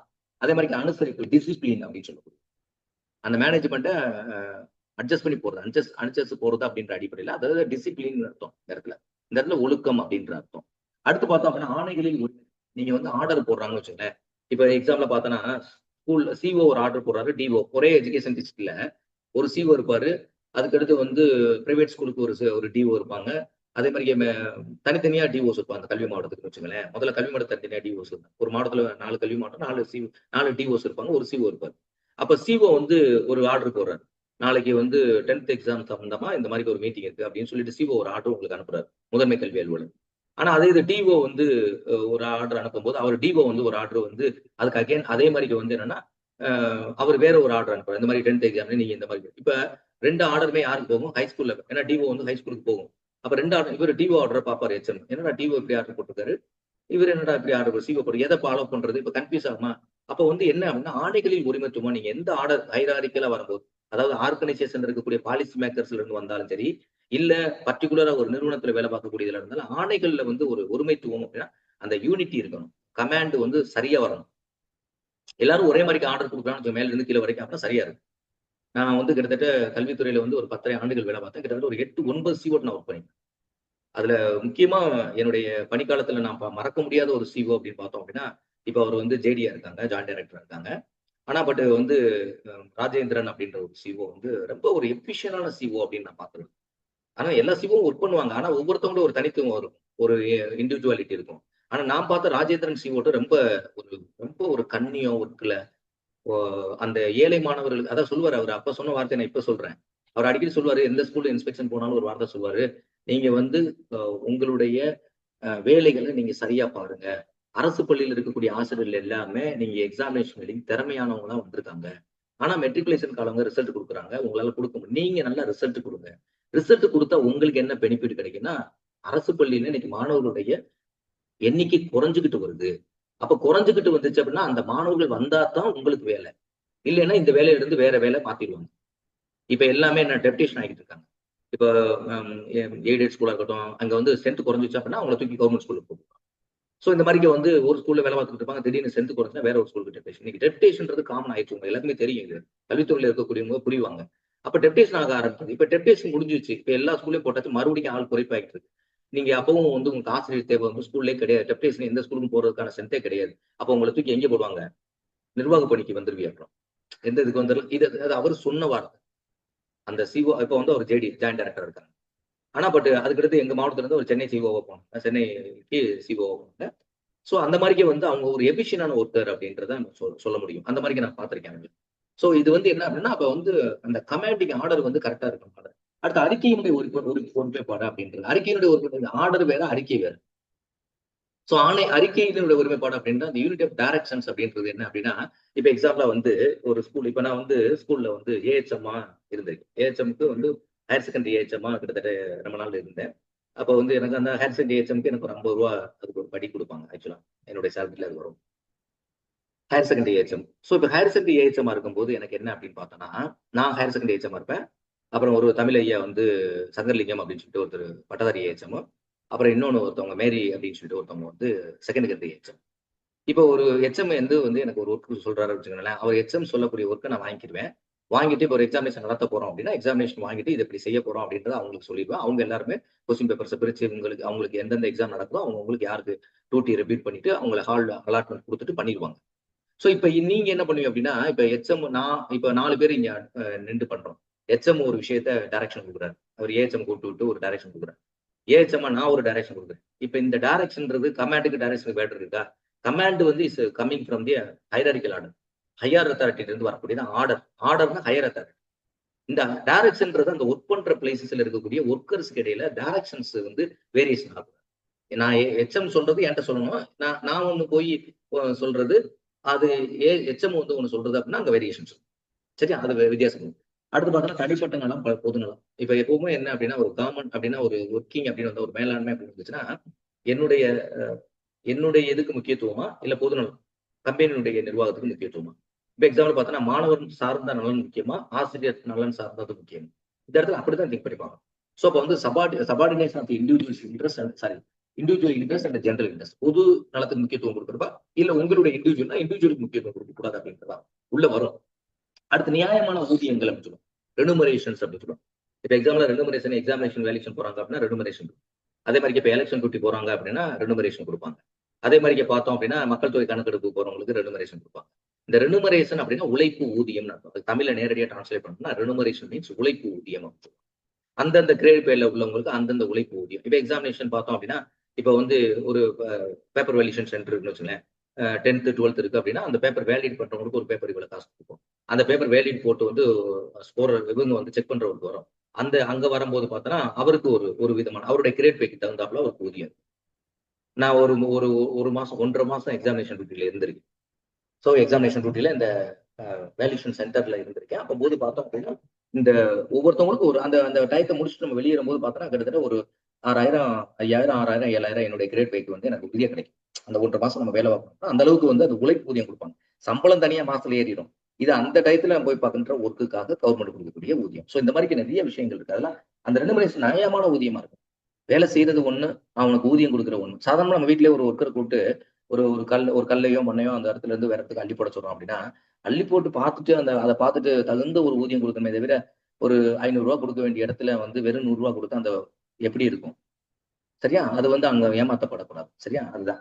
அடுத்து அதிகார வரிசை அப்படின்றது வந்து ஸ்கேலார் செயின் அப்படின்னு சொல்லுவாங்க. அதிகார வரிசை அப்படின்றது வந்து எப்பவுமே வந்து ஹைரார்கிக்கல் ஆர்டர். அதாவது வந்து top to bottom, bottom to top. இதுவே வந்து ஒரு தனியான மேனேஜ்மெண்ட் எப்படி வந்து இப்ப கம்யூனிகேஷன் அப்படின்ற ஒரு இடத்துல வந்து எப்படி கம்யூனிகேஷன் வந்து டிரான்ஸ்ஃபர் ஆகணும் அப்படின்னா ஃபர்ஸ்ட் கம்யூனிகேஷன் ஹைரார்கிக்கல் ஆர்டர்ல எப்படி வரணும் அப்படின்னு பார்த்தோன்னா மேலிருந்து கீழாகவா இல்ல கீழிருந்து மேலாகவா பாடத்துல இருந்து மேல போகுமா? சில கம்யூனிகேஷன்ஸ் வந்து ஆர்டர் வரும்போது மேலிருந்து கீழே வரும். சில கம்யூனிகேஷன் கீழ இருந்து மேல போகும். அந்த மாதிரி எல்லாம் இருக்கும். சோ ஏதாவது தேவைப்படுது அவங்களுக்கு அப்படின்னா அப்ப இந்த இது தேவைப்படுது அப்படின்னா அவர் அடுத்த மேனேஜர் சொல்லுவார். மேனேஜர் வந்து நிர்வாகத்துக்கு போய் சொல்லுவார். சோ இந்த மாதிரி வரும்போது தேவையினுடைய அடிப்படையில மாறும். அது வந்து அதிகார வரிசை சேஞ்ச் ஸ்கேலார்னு சொல்லுவாங்க. அடுத்து ஒழுங்கு ஆர்டர் அப்படின்னு சொல்லுவோம். நீதி ஈக்குவாலிட்டி. ஈக்குவாலிட்டி அப்படின்னா அந்த தேவையினுடைய அந்த ஈக்குவாலிட்டியை பத்தி நான் சொல்லும்போது சொல்லுவேன். அந்த இந்த இடத்துல ஈக்குவல் வேற ஈக்குவாலிட்டி வேற. சோ இந்த இடத்துல ஈக்குவாலிட்டி அப்படின்னா அதாவது அந்த ஒர்க்கருடைய தேவையினுடைய அடிப்படையில தான் நம்ம வந்து அதை அவங்களுடைய தேவையினுடைய அடிப்படையில அதுக்காக எல்லாத்துக்கும் காமனா ஒரு விஷயத்தை நீங்க பிக்ஸ் பண்ணக்கூடாது அப்படின்றத இந்த இடம் அந்த இடத்துல வரும்போது நான் என்ன அதை தெளிவா சொல்றேன். ஸோ பணி நிலைத்தன்மை ஸ்டெபிலிட்டி ஆஃப் தி டெனோர் அப்படின்றது ஸ்டெபிலிட்டி ஆஃப் தி டெனோர் அப்படின்றது என்ன அப்படின்னா ஒரு வேலையில ஒரு நிர்வாகத்துக்கு வந்துட்டோம் அப்படின்னா நீங்க ஒரு ஸ்கூல்ல ஒரு டீச்சர் வந்துட்டாரு அப்படின்னு வச்சுக்கோங்க மெட்ரிகுலேஷன்ல அவருக்கு வந்து கண்டிப்பா இந்த மேனேஜ்மெண்ட் நம்ம வந்துட்டோம்னா நம்மளா போகாத வரைக்கும் நம்மளை வச்சிருப்பாங்க அப்படின்னு ஒரு முடிவுக்கு வந்துட்டாருன்னு வச்சுங்களேன் அவர் கண்டிப்பா வேலை வைப்பார். இல்லைன்னா அவருக்கு என்ன பயம் இருக்கும் மனசுல, எந்த டீச்சருமே வர்றவங்க 2 மாசம் வேலை பார்க்க மாட்டாங்க, 5 மாசம் வேலை பார்க்க மாட்டாங்க, 6 மாசம் வேலை அனுப்பிடுறாங்க. அப்படின்னு ஒரு பயத்தோட வேலை பார்க்கும்போது நம்ம எதுக்கு வேலை பார்க்கணும்? அப்படின்னு சொல்லிட்டு அவங்க வந்து ஒரு லேசியா ஒர்க் பண்ணுவாங்க. அப்போ வந்து அந்த ஸ்டெபிலிட்டி தன்மை இருக்கு, நிலைத்தன்மை இருக்கு. பணியில வந்து நம்மளுக்கு இங்க வந்துட்டோம் அப்படின்னா, பணி செக்யூரிட்டீஸ், ஜாப் செக்யூரிட்டி நம்மளுக்கு இருக்கு. எவ்வளவு நாள் வேணாலும் ஒர்க் பண்ணலாம் அப்படின்னு வந்துருச்சுன்னா, அப்ப வந்து லாங் டைம் நம்ம எடுத்துக்கிறோம். அடுத்து பார்த்தோம்னா, திறமையுடன் முயற்சி செய்யும் சுதந்திரம் அப்படின்னு சொல்லுவாங்க. இனிஷியேட்டிவ் அப்படின்னு சொல்லுவாங்க. திறமையுடன் முயற்சி செய்யும் சுதந்திரம். ஸோ இனிஷியேட்டிவ் எப்படி பண்றது அப்படின்றது பார்த்தோம் அப்படின்னா, அடுத்து ஒற்றுமை மற்றும் ஒற்றுமையாக்கம் அப்படின்றது எஸ்பிரிட் டி காப்ஸ் அப்படின்னு சொல்லுவாங்க. இந்த வேர்டு ஒரு டெக்னிக்கல் வேர்டு. அதனால இதை கூட கேட்கலாம். எஸ்காட் டி ஏதாவது ஒரு 4 வேர்டு கொடுத்து எஸ்பிரிட் டி காப்ஸ் அப்படின்ற ஒரு வேர்டு. இல்ல வந்து வெறும் வந்து டிஃபைன் வெறும் காப்ஸ் அப்படின்ற ஒரு வேர்டு. இல்ல யூனிட்டி இஸ் ஸ்ட்ரென்த் அப்படின்ற ஒரு வேர்டு. அந்த மாதிரி ஒரு 4 வேர்டு கொடுத்து ஏபிசி டின்னு கொடுத்து எதுன்னு கேட்கலாம். அப்ப வந்து இது வந்து ஒற்றுமை மற்றும் ஒற்றுமை ஆக்கம் அப்படின்னு சொல்றது. ஒர்க்கருக்கு இடையில ஒரு ஒற்றுமை இருந்து யூனிட்டி இல்லாம நீ ஒரு ஆளு, நான் இந்த ஏரியால இருந்து வரேன், நீ இந்த ஏரியால இருந்து வந்த. இது நிறைய பார்த்தோம்னா ஸ்கூல் எஜுகேஷன்ல பார்த்தோம் அப்படின்னு பார்த்தா நிறைய அந்த மாதிரி பாலிடிக்ஸ் இருக்கும். இந்த உள்ளூர்காரனுக்கு என்ன வேலை, வெளியூர்காரனுக்கு என்ன வேலை. வெளியூர்காரன் வாத்தியார் தானே பாடம் போறான். உள்ளூர்காரன்னா இங்க இங்க இங்க அவன் சந்திரன்ல போயிட்டு இது சந்திரனுக்கே போறதுக்கான இது பண்ணிக்கிட்டு இருக்காங்க. இப்ப போயிட்டு வந்து எனக்கு வந்து உள்ளூர்காரன், வெளியூர்காரன். எந்த வெளியூர்காரன்? இப்ப உள்ளூரை விட்டு வெளியூருக்கு போனா, இப்ப தமிழ்நாட்டை விட்டு அதர் மாநிலத்துக்கு போனா என்ன சொல்லுவான்? நான் வந்து என்ன உள்ளூர் அங்க போய் என்ன சொல்லுவான்? தமிழ்நாடுக்காரன், உள்ளூர்காரன் என்ன சொல்லுவான்? நாம தமிழ்நாடு சரி தமிழ்நாட்டை விட்டு இந்தியா விட்டு வேற ஒரு நாட்டுக்கு போறோம். அங்க போய் என்ன சொல்லுவான்? அப்ப என்ன இந்த மனநிலை ஒரு ஆசிரியருக்கு இருக்குன்னு தெரியல. உள்ளூர்காரர், வெளியூர்காரர், உள்ளூர்காரருக்கு ஒத்துழைப்பு தாங்க, வெளியூர்காரருக்கு ஒத்துழைப்பு. இதெல்லாம் என்ன வாத்தியாருக்குடைய தகுதியே இல்லைன்னு சொல்லுவேன். என்ன இதெல்லாம் ஒரு தகுதி உள்ளூர்காரன், வெளியூர்காரன்? வாத்தியாருடைய வேலை என்ன? நீ ஒழுங்கா ஒழுக்கமா வரியா, கல்லூரிக்கு வரியா, இல்ல ஸ்கூலுக்கு வரியா, ஒழுங்கா பாடம் எடுத்து போய் மாணவனுக்கு. அவர் வெளியூர்காரரு, இவர் உள்ளூர்காரரு. அப்படி இல்லை அப்படின்னா வேற ஒரு சாயத்தை வந்து பூசுறது. இவர் வந்து அவருக்கு சரிப்பட்டு வரல அப்படின்னா, அவர் பாடம் எடுக்க ஒழுங்கா போவாரு, ஒழுங்கா பாடம் எடுப்பாரு. இதெல்லாம் பண்ணுங்கன்னு சொன்னா, அவர் மேல ஒரு உடனே அந்த அட்மினிஸ்ட்ரேஷன் மேல சாயம் பூசுறது. இவர் வந்து எங்களை எல்லாம் ரொம்ப கொடுமைப்படுத்துறாரு, இது பண்றாரு அப்படின்ட்டு. இதெல்லாம் இணையா ஒரு கல்வியாளர்களுடைய சிந்தனையாயா? எந்த நூற்றாண்டுல வாழ்ந்துகிட்டு இருக்கான்? இந்த நூற்றாண்டுல போயிட்டு வந்து அதை செய்யறாரு, இதை செய்யறாரு. நீ ஒழுக்கமா வேலை பார்த்தேன்னா உனக்கு மானம் அங்கே இருப்பேன். அங்க இருக்கக்கூடிய நிர்வாகம் அங்கே இருக்க போகுது. இதுல என்ன வேணும்? ஒழுக்கமா வேலை பார்த்தா மட்டும்தான் இதெல்லாம் கிடைக்குமே தவிர, எனக்கு நான் வேலை பார்க்க மாட்டேன், எதுவும் பண்ண மாட்டேன். எனக்கு எனக்கு மாலை மரியாதை எல்லாம் எனக்கு வந்து சேரும்னா, வந்து சேர மாதிரி தான் இருக்கு. ஆனா அட்டிச்சிச்சு அப்படின்னு வச்சுங்களேன், எங்கேயாவது ஒரு இடத்துல அட்டி விழுந்துச்சு அப்படின்னா எந்திரிக்க முடியும். எத்தனையோ பேர் இப்படி ஆட்டம் போட்டவங்க எல்லாம் பாத்துருக்கு. சரியா கல்வி நிறுவனத்துல வேலை பார்க்கறவங்க எல்லாம் சில பேர் பயங்கர ஆட்டம் போடுவாங்க. அவங்க எல்லாம் பார்த்தோம்னா அவங்க இருந்த இடம் தெரியாம போறக்கூடியவங்க எல்லாம் இருக்காங்க. ஸ்கூலு, காலேஜ்ல நிறைய பார்த்திருக்கேன். ஸோ அந்த மாதிரி பார்த்தோம் அப்படின்னா ஒற்றுமை அந்த ஒற்றுமையாக்கம் அது அதிகார பொறுப்பு அப்படின்னா அத்தாரிட்டி அண்ட் ரெஸ்பான்சிபிலிட்டின்னு ஒரு விஷயம் இருக்கு. அது என்னன்ற பின்னாடி பார்ப்போம். அதிகாரமும் பொறுப்பும் அப்படின்னு அதிகாரத்துக்கு ஏற்ற பொறுப்பு இருக்கு அப்படின்னா அந்த பொறுப்பு சரியா பயன்படுத்தணும். அவ்வளவுதான். அது அதோட மீனிங் அதான். அப்புறம் வந்து பணிக்கான முக்கியத்துவம் அப்படின்ற ஜென்ரலைசேஷன், டீஜெனரலைசேஷன். அதாவது ஜென்ரலைஸ் ஒருத்தருக்கு அதிகாரம் வச்சு அந்த அதிகாரத்தை அங்கிருந்து போகும்போது அது சரியா போகும். டீஜெனரலைசேஷன் அப்படின்னு சொல்லும் போது பொதுமைப்படுத்தும் போது அங்க வந்து சில பிரச்சனைகள் வருவதற்கான ஒரு சான்சஸ் இருக்கு. அது என்ன இந்த 2 வேர்டுக்கு என்ன மீனிங் அப்படின்றது பார்ப்போம். அதாவது ஜெனரலைசேஷன் என்ன, டீஜெனரலைசேஷன் அப்படின்றது பகுத்து கொடுக்கும்போது அதனுடைய என்ன மெரிட்ஸ் அண்ட் டிமெரிட்ஸ் இருக்குன்றத பின்னாடி பார்ப்போம். ஸோ ஃபர்ஸ்ட் திங் என்ன அப்படின்னா டிவிஷன்ஸ் ஆஃப் இப்போ வந்து அங்கவே உங்களுக்கு வந்து என்ன டெக்னிக்கல் வேர்டு எல்லாமே கொடுத்துட்டேன். ஸோ இங்க இருக்கக்கூடிய எக்ஸாமினேஷன் பாயிண்ட் ஆஃப் வியூ மட்டும் நான் உங்களுக்கு ஃபாஸ்டப்பா சொல்லிட்டு போறேன். ஆனா இது வந்து ஒரு காம்ப்ரிஹென்சிவ் வீடியோ தான். உங்களுக்கு வந்து இந்த பர்டிகுலரா மேலாண்மை இருக்கக்கூடிய பிரின்சிபல்ல குறிப்பா வந்து கென்ட்ரி ஃபாயலுடைய பிரின்சிபல்ல இருந்து உங்களுக்கு கொஸ்டின் கேட்டாலும் சரி, இல்ல வேற பிரின்சிபல்ல கேட்டாலும் கூட இந்த கான்செப்ட் ஓரியன்டா நீங்க ஏதாவது ஆன்சர்ஸ் இன்டைரக்ட் கொஸ்டின்ஸ் எடுக்கும்போது உங்களால ஆன்சர் பண்ண முடியும் அப்படின்றதா. அதனால எக்ஸாமினேஷன் பாயிண்ட் இருக்கக்கூடிய முக்கியமான விஷயத்தை மட்டும் சொல்லிட்டு போறேன். ஃபர்ஸ்ட் என்ன அப்படின்னா இந்த இடத்துல பணி பகுப்பு அப்படின்னா பணியை வந்து எப்பவுமே என்னன்னா ஸ்பிளிட்டிங் பண்ணணும். அது ரொம்ப முக்கியமானது. இது வந்து ஜப்பானியருக்கு உள்ள ஒரு விஷயம். நீ வந்து ஒரு ஃபர்ஸ்ட் என்ன அப்படின்னா உனக்கு வந்து ஒரு ஒரு 1000 தீப்பெட்டி ப்ரிப்பேர் பண்ணணும் அப்படின்னா ஃபர்ஸ்ட் 1000 தீப்பெட்டி நீ நினைக்காது. 1000 தீப்பெட்டி நான் ப்ரிப்பேர் பண்ணணும் அப்படின்னு நினைக்காது. இன்னைக்கு இப்ப இந்த நிமிடம் ஒரு மணி நேரத்துக்கு நான் எத்தனை தீப்பெட்டி ப்ரிப்பேர் பண்ணணும் அப்படின்னா 10 தீப்பெட்டி ப்ரிப்பேர் பண்றேன் அப்படின்னு வச்சுக்க. இல்ல ஒரு 100 தீப்பெட்டி ப்ரிப்பேர் பண்றேன்னா அப்ப அதுதான் உன்னுடைய ஒர்க்கிங். அப்ப நீ வந்து பகுதி மொத்தமா இருக்கும்போது இப்ப நீ படிக்கும்போது பிஜிடிஆர் ஐயோ இவ்வளவு படிக்கணுமா, எஜுகேஷன் சைக்காலஜி படிக்கணுமா, தமிழ் தகுதி தேர்வு படிக்கணுமா, இல்ல வந்து சப்ஜெக்ட் இத்தனை யூனிட் படிக்கணுமா, இதெல்லாம் படிச்சாதானே வேலைக்கு போக முடியும். சும்மாவா சம்பளம் கவர்மெண்ட்ல கொடுப்பாங்க. அப்ப இதை படிக்கும்போது எப்படின்னா ஸ்பிளிட் பண்ணணும். ஃபர்ஸ்ட் நான் இன்னைக்கு வந்து ஃபர்ஸ்ட் நாள் என்னுடைய சப்ஜெக்ட்ல எவ்வளவு பகுதி அதுக்கு 50% எடுத்துக்கணும் டைம். அடுத்து பார்த்தோம் அப்படின்னா எஜுகேஷன் சைக்காலஜி அப்படின்னு படிக்கும்போது ஒரு 40% அதுக்கு ஒரு ஒரு 35% எடுத்துக்கணும் டைம். ஏன்னா அடுத்த 30 ஏன்னா மார்க் அதிகம்னு பார்த்தா subject 110 mark. Education psychology, education methodology ஒரு 30 மார்க் இருக்கும். அப்ப அதுக்கு அடுத்து பார்த்தா ஜிகே இருக்கும். அதாவது எஜுகேஷன் மெத்தடாலஜில உள்ள வச்சுங்க. அந்த 40 மார்க்கும் உள்ள வச்சுக்கோங்க. தமிழ் எலிஜிபிலிட்டி கண்டிப்பா பாஸ் பண்ணியாகணும். அப்ப அதுக்கு வந்து ஒரு 20% வச்சு அப்ப டெய்லி அதை கொஞ்சம் கொஞ்சம் எல்லா பேப்பரையும் டச் பண்ணி விடணும். ஆனா எதுக்கு அதிக நேரம் செலவழிக்கணும், எதுக்கு கம்மியான அதை சிறு சிறு பகுதியில் பிரித்து ஒவ்வொருவருக்கும் அவருக்கு திறமைக்கு ஏற்ப வேலை மற்றும் அனுபவத்துக்கு 2 விஷயம் அவருடைய அந்த திறமையை பார்த்து தான் கொடுப்பாங்க. நான் ஏற்கனவே ஒரு வள்ளுவனுடைய குரல் சொன்னேன். இதனை இதனால் இவனை முடிக்கும் என்றான் அதனை அதனால் அவனுடைய பொட்டன்சியாலிட்டி தெரியணும். அவனுக்கு பொட்டன்சியல், அவனுக்கு திறமை இருக்கு, அவன் எஃபிஷியன்சி இருக்கு அப்படின்னா அவனுக்கு கூடுதலா ஒர்க் இருக்கும். எஃபிஷியன்சி கம்மியா இருக்கு அப்படின்னா அவனுக்கு போய் அதை கொடுத்து டார்கெட்டை கொடுத்து அன்னைக்கு இருக்கக்கூடிய கோலை நம்மளால அச்சீவ் பண்ண முடியும். எனக்கு 1000 ஷூ ப்ரிப்பேர் பண்ணணும்னு நீங்க பிளான் பண்ணி பண்ணிட்டு இருக்கீங்க. அப்போ வந்து ஒர்க் எஃபிஷியன்சியே இல்லாத அவனுக்கு அவனால 10 ஷூவே ப்ரிப்பேர் பண்ண முடியாது. அவனுடைய டார்கெட்ல போய் அவனுக்கு 100 ஷூ ப்ரிப்பேர் பண்ணணும் வைக்காதீங்க. ஒர்க் அந்த அதே அந்த 100 ஷூ அவனுக்கு வந்து 10 ஷூவை பிக்ஸ் பண்ணிட்டு வேற ஒருத்தனுக்கு அந்த 90 ஷூவை பிரிச்சு கொடுங்க. அதுதான். சோ சிறு பகுதியில பிரித்து அவர்களை அந்த சிறு பகுதியில பிரிச்சு ஒருவருக்கும் எந்த ஒர்க், அதாவது டிவிஷன் ஆஃப் ஒர்க்னாவே வேலையை பிரிக்கிறது, பகுக்கிறது. யார் யாருக்கு என்ன வேலை பார்க்கறன்னு சொல்லி. ஸோ திறமை மற்றும் அனுபவத்திற்கு ஏற்றவர்கள் வேலை அப்படின்னு சொல்லுவாங்க. சாதாரணமா வந்து ஏதாவது இந்த கட்டட வேலை பார்க்குறவங்க எல்லாம் ஒரு இடத்துல கூடுவாங்க. இந்த ஊர்ல ஏதாவது ஒரு டிஃபரெண்ட் ஏரியால அந்த ஏரியாக்காரங்க ஒரு இடத்துல கூடுவாங்க. கூடின உடனே அந்தந்த கொத்தனார் வந்து அந்த வேலை பார்க்குறவங்க, நீங்க கொத்தனார் நீங்க வாங்க, சித்தாள் நீங்க வாங்க அப்படின்னு சொல்லிட்டு அவங்க வந்து கூப்பிடுவாரு. கூப்பிட்டு அதுக்கேற்றாப்ப அவர் போய் கட்டடத்தை கூட்டிட்டு போனவங்க அவர் சொல்லுவாரு, நீங்க கல்லள்ளி போடு மேல போடுற வேலையை பாருங்க, நீங்க எல்லாம் இந்த இந்த இடத்துல இருக்கக்கூடிய இந்த கல்லுகளை அள்ளி கொண்டு எங்கிட்டு கூட கொட்டுங்க. அவர் வேலையை பிரிச்சு கொடுப்பாரு. அப்பதான் அவர் நினைக்கிற வேலையை செய்ய முடியும். அவர் கான்ட்ராக்ட் எடுத்திருக்காரு அப்படின்னா அவர் லாபம் கிடைக்கணும்ல, அப்ப அவர் செய்வார். அதான் அவங்க திறமை என்னன்னா, ஒரு ஒரு வயசானவங்க இருக்காங்கன்னு வச்சுக்கோங்களேன், வயசானவங்களை வேலைக்கு கூட்டு வந்துருக்காருன்னா வயசானவங்கள்ட்ட அவர் எப்படி வேலை வாங்குவாரு? அவர் வந்து சின்ன ரொம்ப ஒரு மாடியில ஏறி போய் கல் போடுற மாதிரி தான் கொடுத்துட்டாரு. ஏன்னா அவங்க வந்து அது கொஞ்சம் பக்கத்துல இருந்து ஏதாவது ஒரு செய்யற மாதிரி தண்ணியை அள்ளி ஊத்துற மாதிரி கலவைக்கு அந்த மாதிரி யூஸ் பண்ணிக்குவாங்க. மண்ணு மட்டும் அள்ளுற மாதிரி வச்சுக்குவாங்க. அந்த மாதிரி பண்ணுவாங்க. அடுத்து பார்த்தா இதனால இந்த இந்த பனிப்பகுப்பு செய்யறதுனால என்ன? அப்ப வந்து அங்க வந்து எஃபிசியன்சி கூடுது. அதாவது திறமை, வேகமும் திறந்த வளமும் அந்த ஈஸியா வந்து அங்க அதிகரிக்கும், இன்க்ரீஸ் ஆகும். ஸோ அந்த அவங்களுடைய திறமை இன்க்ரீஸ் ஆகும். அதே மாதிரி அவங்களுடைய வேகம் இன்க்ரீஸ் ஆகும். நீங்க கரெக்டா ஒர்க்கை பிரிச்சு கொடுத்தீங்கன்னா சரியா, அதுதான் இங்க முக்கியமான விஷயம். ரெண்டுமே இன்க்ரீஸ் ஆகும். அடுத்து பார்த்தோம் அப்படின்னா அனுசரிப்பு, டிசிப்ளின் அப்படின்னு சொல்றோம். ஸோ பணியாளர்கள் மற்றும் மேலாளர்கள். பணியாளர்கள் அப்படின்னா அதாவது ஒரு மேலாளர் அப்படின்னா ஒரு மேலாண்மை செய்யக்கூடியவர், அவர் மேனேஜர். மேனேஜருக்கு கீழே நிறைய ஒர்க்கர்ஸ் இருக்காங்க, சிஓஸ். சாரி, மேனேஜருக்கு கீழே இருக்கக்கூடிய சபார்டினேட்ஸ் அப்படின்னு சொல்லக்கூடிய ஒவ்வொரு விங்குக்கும் இருக்கக்கூடிய ஒர்க்கர்ஸ், கடைநிலை ஊழியர்கள் வரைக்கும் வருவாங்க. அங்க இருக்கக்கூடிய ஸ்வீப்பர்ஸ், ஸ்கேவஞ்சர்ஸ் வரைக்கும் வரக்கூடியவங்க. ஒரு ஆபீஸ் அசிஸ்டன்ட் வரைக்கும், ஆபீஸ் அசிஸ்டன்ட், ஸ்கேவஞ்சர்ஸ், இவங்க எல்லாருமே அதுல வந்துருவாங்க. துப்புரவு பணியாளர்கள் வரைக்கும் வருவாங்க. சோ இப்ப இவங்க அந்த பணியாளர்கள் மற்றும் மேலாளர்களுடைய அமைப்பினுடைய சட்டங்களும் விதிகளையும் பின்பற்ற வேண்டும். அந்த நிறுவனத்துக்குன்னு ஒரு சட்ட திட்டங்கள் வச்சிருப்பாங்க. அந்த சட்ட திட்டங்களை நீங்க என்ன பண்ணணும் அப்படின்னா, அந்த டிசிப்ளினை வந்து இன்னைக்கு அவர் என்னடா பிரின்சிபல் சொல்றது, நம்ம என்னடா செய்யறது, வாங்கடா அப்படின்னு சொல்லிட்டு போறது. இல்ல அந்த வாத்தியார் இன்னைக்கு பாடம் எடுக்கணும், இதை ஏதோ சொல்லியிருக்காரு அப்படின்னா அது அவர் என்ன சொல்றது, நம்ம ஒண்ணு செய்வோம்டா அப்படின்னு சொல்லிட்டு சொல்றது. சோ இதெல்லாம் வந்து விதிகளையும் சட்டங்களையும் வந்து என்ன பண்ணணும் அப்படின்னா, அந்த கம்பெனிக்குன்னு ஒரு லாஸ் வச்சிருப்பாங்கல்ல, அந்த லாபம் வந்து பணியாளர்களும் சரி மேலாளரும் சரி 2 பேருமே ஒபே பண்ணணும். அதுதான் டிசிப்ளின் அர்த்தம். அந்த இடத்துல டிசிப்ளின் அப்படின்றது வந்து என்னன்னா, கம்பெனியுடைய சட்ட திட்டங்களை விதிகளை மெயின்டைன் பண்றதுதான். ஆனா ஒழுக்கம் அப்படின்னு வரும்போது அந்த ஒழுக்கம்ன்றது தனி சார்ந்த ஒழுக்கமா இருக்கும். இது கம்பெனி சார்ந்த ஒழுக்கம் அப்படின்ற அர்த்தம்.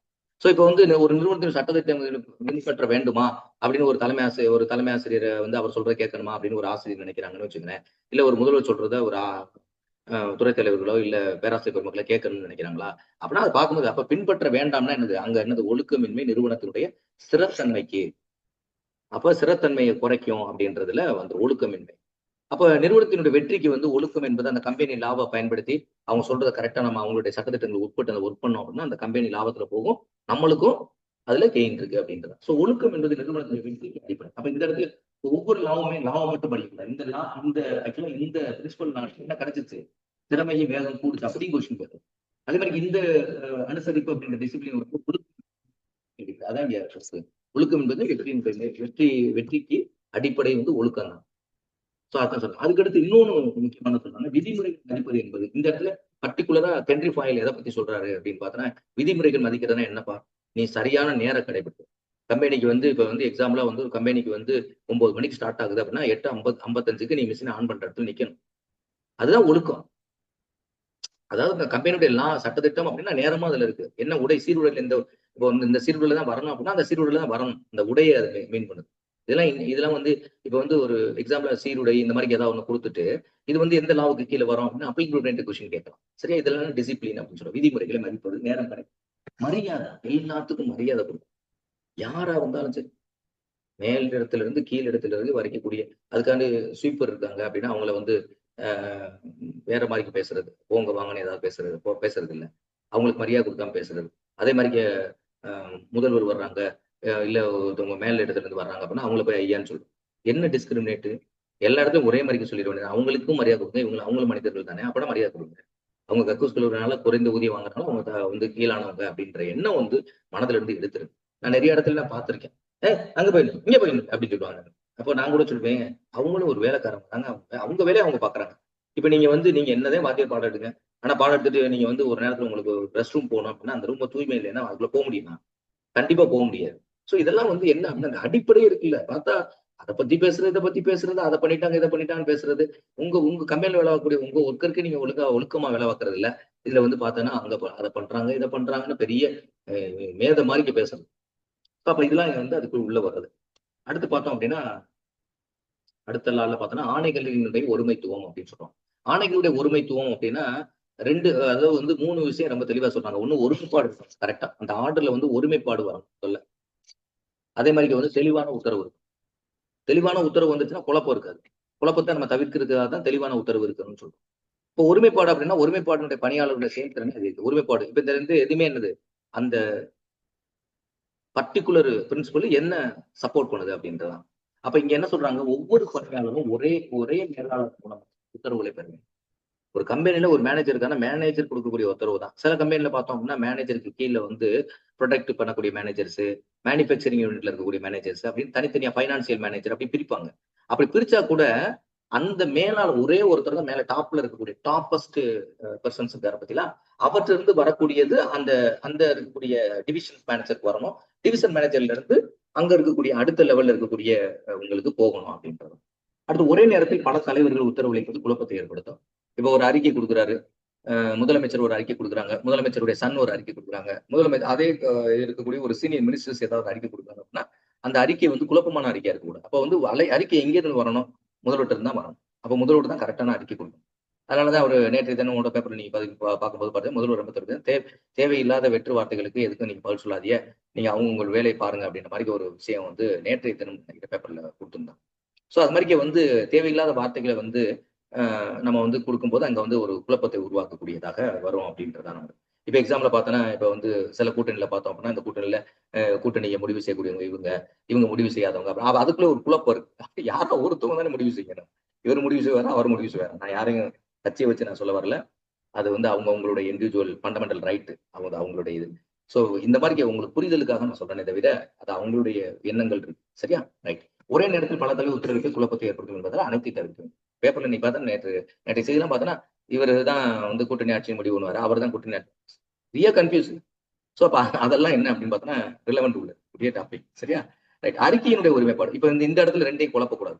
இந்த இந்த ஆணை அப்படின்றதுக்கும், இந்த அறிக்கைக்கும் உள்ள வித்தியாசத்துல நீங்க அங்கே போய் சோ திட்டத்தை ஒருங்கிணைப்பது என்பது இதையும் வந்து பல தலைவர்கள் இப்ப இங்க பாருங்களேன், ஒரே குறிக்கோளுக்காக செயல்படுத்தப்படும் அனைத்து பணிகளும் ஒரே திட்டத்தினரும் ஒரே தலைவரின் கீழ் ஒருங்கிணைக்கப்பட வேண்டும். அப்ப இந்த இடத்துல ஒரே தலைவர்ல இருந்தானே சார் சொல்றீங்க. அப்ப இதுல என்ன சார் வித்தியாசம் இருக்கு அப்படின்னா, இங்க வந்து என்ன அப்படின்னா அறிக்கை. இது வந்து யூனிட்டி ஆஃப் டைரக்ஷன். இது வந்து டைரக்ஷனை பத்தி பேசுது. இது வந்து என்ன அப்படின்னா, பர்ட்டிகுலரா கமாண்ட பத்தி பேசுறது. இது வந்து ஹையர் ஆபீசர்ட்ட இருந்து வரக்கூடியது. இது வந்து யார்ட்ட இருந்து வேணாலும் உள்ள இருக்கக்கூடிய வெவ்வேறு இதுல இருந்து கூட அதனுடைய இத நம்ம ரிசீவ் பண்ணணும். இதனால் ஒருமைப்பாடு மற்றும் ஒருங்கிணைப்பு ஏற்படுகிறது. அப்ப இது சரியா இருந்துச்சு அப்படின்னா, யூனிட்டி ஆஃப் டைரக்ஷன் ஒழுங்கா இருந்துச்சு அப்படின்னா, அப்ப எல்லாரும் ஒருங்கிணைச்சு செயல்படக்கூடியது வரும். பல தலைவர்கள் ஒரே தலைவர். இப்ப பல தலைவர் இருக்காரு அப்படின்னா, பல தலைவர் குழப்பத்தை ஏற்படுத்தலாம் மற்றும் திட்டத்தின் இந்த ஒருமைப்பாட்டை பாதிக்கும். அப்ப பல தலைவர்கள் இந்த இடத்துல டைரக்ஷன் குடுத்தாங்க அப்படின்னா, அந்த திட்டத்தினுடைய ஒருமைப்பாடு பாதிக்கப்படும். இங்க என்ன ஒருமைப்பாடு பாதிக்கப்படும். அப்ப ஒருமைப்பாட்டுக்காக தான் நம்ம இந்த இதை கொண்டு வரோம். அப்ப ஒரே தலைவர் தெளிவான திசையை உறுதி செய்கிறார் அப்படின்னு சொல்லி அப்ப திட்டத்தினுடைய ஒருமைப்பாடு பராமரிக்கிறார். அப்ப ஆட்டோமேட்டிக்கா திட்டத்தினுடைய அந்த ஒருமைப்பாடு, ஒருங்கிணைப்பு எல்லாமே அதிகமாகும் போது, அப்ப அந்த கம்பெனியுடைய ப்ரொடக்டிவிட்டி கூடும் அப்படின்றது. அடுத்து பார்த்தீங்கன்னா, தனிப்பட்ட நலனா இல்ல பொது நலனா அப்படின்னு பார்க்கும்போது subordination and individual interest to general interest அப்படின்னு சொல்லக்கூடிய. இப்ப பாருங்க உங்களுடைய தனிப்பட்ட நலன், தனிப்பட்ட விருப்பங்களுக்கான முன்னுரிமை. தனிப்பட்ட விருப்பங்கள்னா உங்களுடைய விருப்பத்துக்கான முன்னுரிமை கொடுக்கறது சொல்றத பத்தி பேசுறதா? இல்ல உங்களுடைய தனிப்பட்ட நலனா? இல்ல நிறுவன நலனா? இதுதான் 2 தான் முக்கியமான விஷயம். நிறுவன நலன் வேணுமா? இல்ல தனிப்பட்ட நலன் வேணுமா? எது வேணும்? அப்படின்றது நீங்க முடிவு பண்ணணும். அப்ப 2 என்ன வேணாலும் உங்களுடைய ஒரு இண்டிவிஜுவல் ஒர்க்கருடைய ஒரு நலன் சார்ந்தது. இது வந்து தனிப்பட்ட விருப்பு வெறுப்புங்கள் அப்படின்னு சொல்றோம்ல. கம்பெனிய பத்தி விருப்பம் இருக்கலாம், வெறுப்பு இருக்கலாம். இது வந்து தனிப்பட்ட விருப்பத்துக்கு அங்க வரக்கூடிய அதுக்கு முன்னுரிமை கிடையாது. ஆனா வந்து நிறுவனத்தினுடைய நலன்களுக்கு முன்னுரிமை அப்படின்றது. அப்ப நிறுவனத்தினுடைய நலனுக்கு முன்னுரிமை கொடுக்கும்போது அந்த கம்பெனி வளரும் அப்படின்றது. ஏன்னா எல்லாரும் காமன் கோல நோக்கி போய்கிட்டு இருக்கும்போது எனக்கு ஒவ்வொருத்தவங்களுடைய விருப்பத்துக்கு தகுந்தாப்புல அந்த கம்பெனி போச்சு அப்படின்னா செயல்படுத்த முடியாது. அது வந்து அங்க வந்து ப்ரொடக்டிவிட்டி குறைஞ்சிடும். ஸோ ஒவ்வொருவரும் தங்கள் சொந்த நலன் செய்கிற நிறுவனத்தின் நலன்களுக்கு முன்னுரிமையை வழங்க வேண்டும். இப்போ உதாரணத்துக்கு நான் சொல்றேன். கல்வி இதை வச்ச பேஸ் பண்ணி நான் சொல்றேன். வெவ்வேறு உதாரணங்கள் தேவை. இப்போ எக்ஸாம்பிளா உங்க பையன் வந்து 10th படிக்கிறான். இதே அந்த சிஓ சொன்னாரு ஒரு தடவை சொல்லும்போது, உங்களுக்கு வந்து ஒரு ஏதாவது வந்து வந்தாங்க லேட்டா வந்தாங்கன்னா இந்த மாதிரி பையனை படிக்க வைக்கிறேன் அப்படி இப்படி சொல்லுவாங்க. அதுக்கு அந்த சிஓ சொல்லுவாரு ஒரே வார்த்தை, எப்பா உங்க வீட்டுல நம்பி உங்களுக்கு ஒரு குழந்தை தான், உங்க ஒரு குழந்தை தான் உங்களை நம்பி எங்க வீட்டுல இருக்கு. இங்க வந்து உங்க கிளாஸ்ல 40 குழந்தை உட்கார்ந்துருக்குல்லப்பா அப்படின்னு சொல்லுவாங்க சிஓ. நிறைய நான் கேள்விப்பட்டேன். இது மாதிரி நிறைய உதாரணங்களை அவரை வச்சு நான் வந்து நிறைய கத்துக்கிட்டேன். அதனாலதான் என்னுடைய நிர்வாகத்துல என்னை சிறப்பா செயல்படுறதுக்கு அவர்கிட்ட இருந்த பணிக்காலத்துல நான் கத்துக்கிட்ட விஷயங்கள் தான் அடுத்து டிஸ்ட்ரிக்ட்ல பொறுப்பு வைக்கும் போது ரொம்ப பணிகளை என்னால சிறப்பா செய்ய முடிஞ்சிச்சு. நான் சார்ந்திருக்கக்கூடிய பணிகள். அடுத்து பார்த்தோம் அப்படின்னா இது வந்து அதாவது ஆக்சுவலா பார்த்தோம் அப்படின்னா இது பொதுநலத்துக்கு பாதகமான தனிப்பட்ட விருப்பங்களை கட்டுப்படுத்தவும். அப்ப பொதுநலத்துக்கு இது பாதகமா இருக்கு. இப்ப நான் உதாரணம் சொல்ல வந்தேன். இப்போ உங்க பையன் வந்து 10th படிக்கிறான்னு வச்சுக்கோங்க. இப்ப வந்து அப்ப அடிக்கடி நீங்க லீவ் போடுறீங்க. நீங்க எடுக்கக்கூடிய சப்ஜெக்ட் வந்து என்ன எடுக்கிறீங்க அப்படின்னா 10th எடுக்கிறீங்க. 10th கிளாஸுக்கு எடுக்கிறீங்க. அப்ப 10th கிளாஸ்ல இருக்கக்கூடிய உங்க கிளாஸ்ல வந்து 2 செக்ஷன் இருக்கு. 40 பேர் 40 பேர் 80 பேர் படிக்கிறாங்க. அப்ப எப்ப கேட்டாலும் பிரின்சிபால் கேட்டா ஏன்ப்பா லீவ் போடுறீங்க அப்படின்னு எஸ்எப் கேட்கறாங்க அப்படின்னா தலைமை ஆசிரியர் கேட்கறாங்க அப்படின்னா இல்ல எங்க பையன் படிச்சுட்டு இருக்கான் அப்படின்னு. அப்ப பையன் படிக்கிறான் ரைட், அவன் ஒருத்தனுக்காக நீங்க அடிக்கடி லீவ் போட்டீங்கன்னா இங்க இருக்கக்கூடிய 80 பேருடைய வேலை என்ன ஆகுறது? 80 பேர் பையனுடைய படிப்பு என்ன ஆகுறது?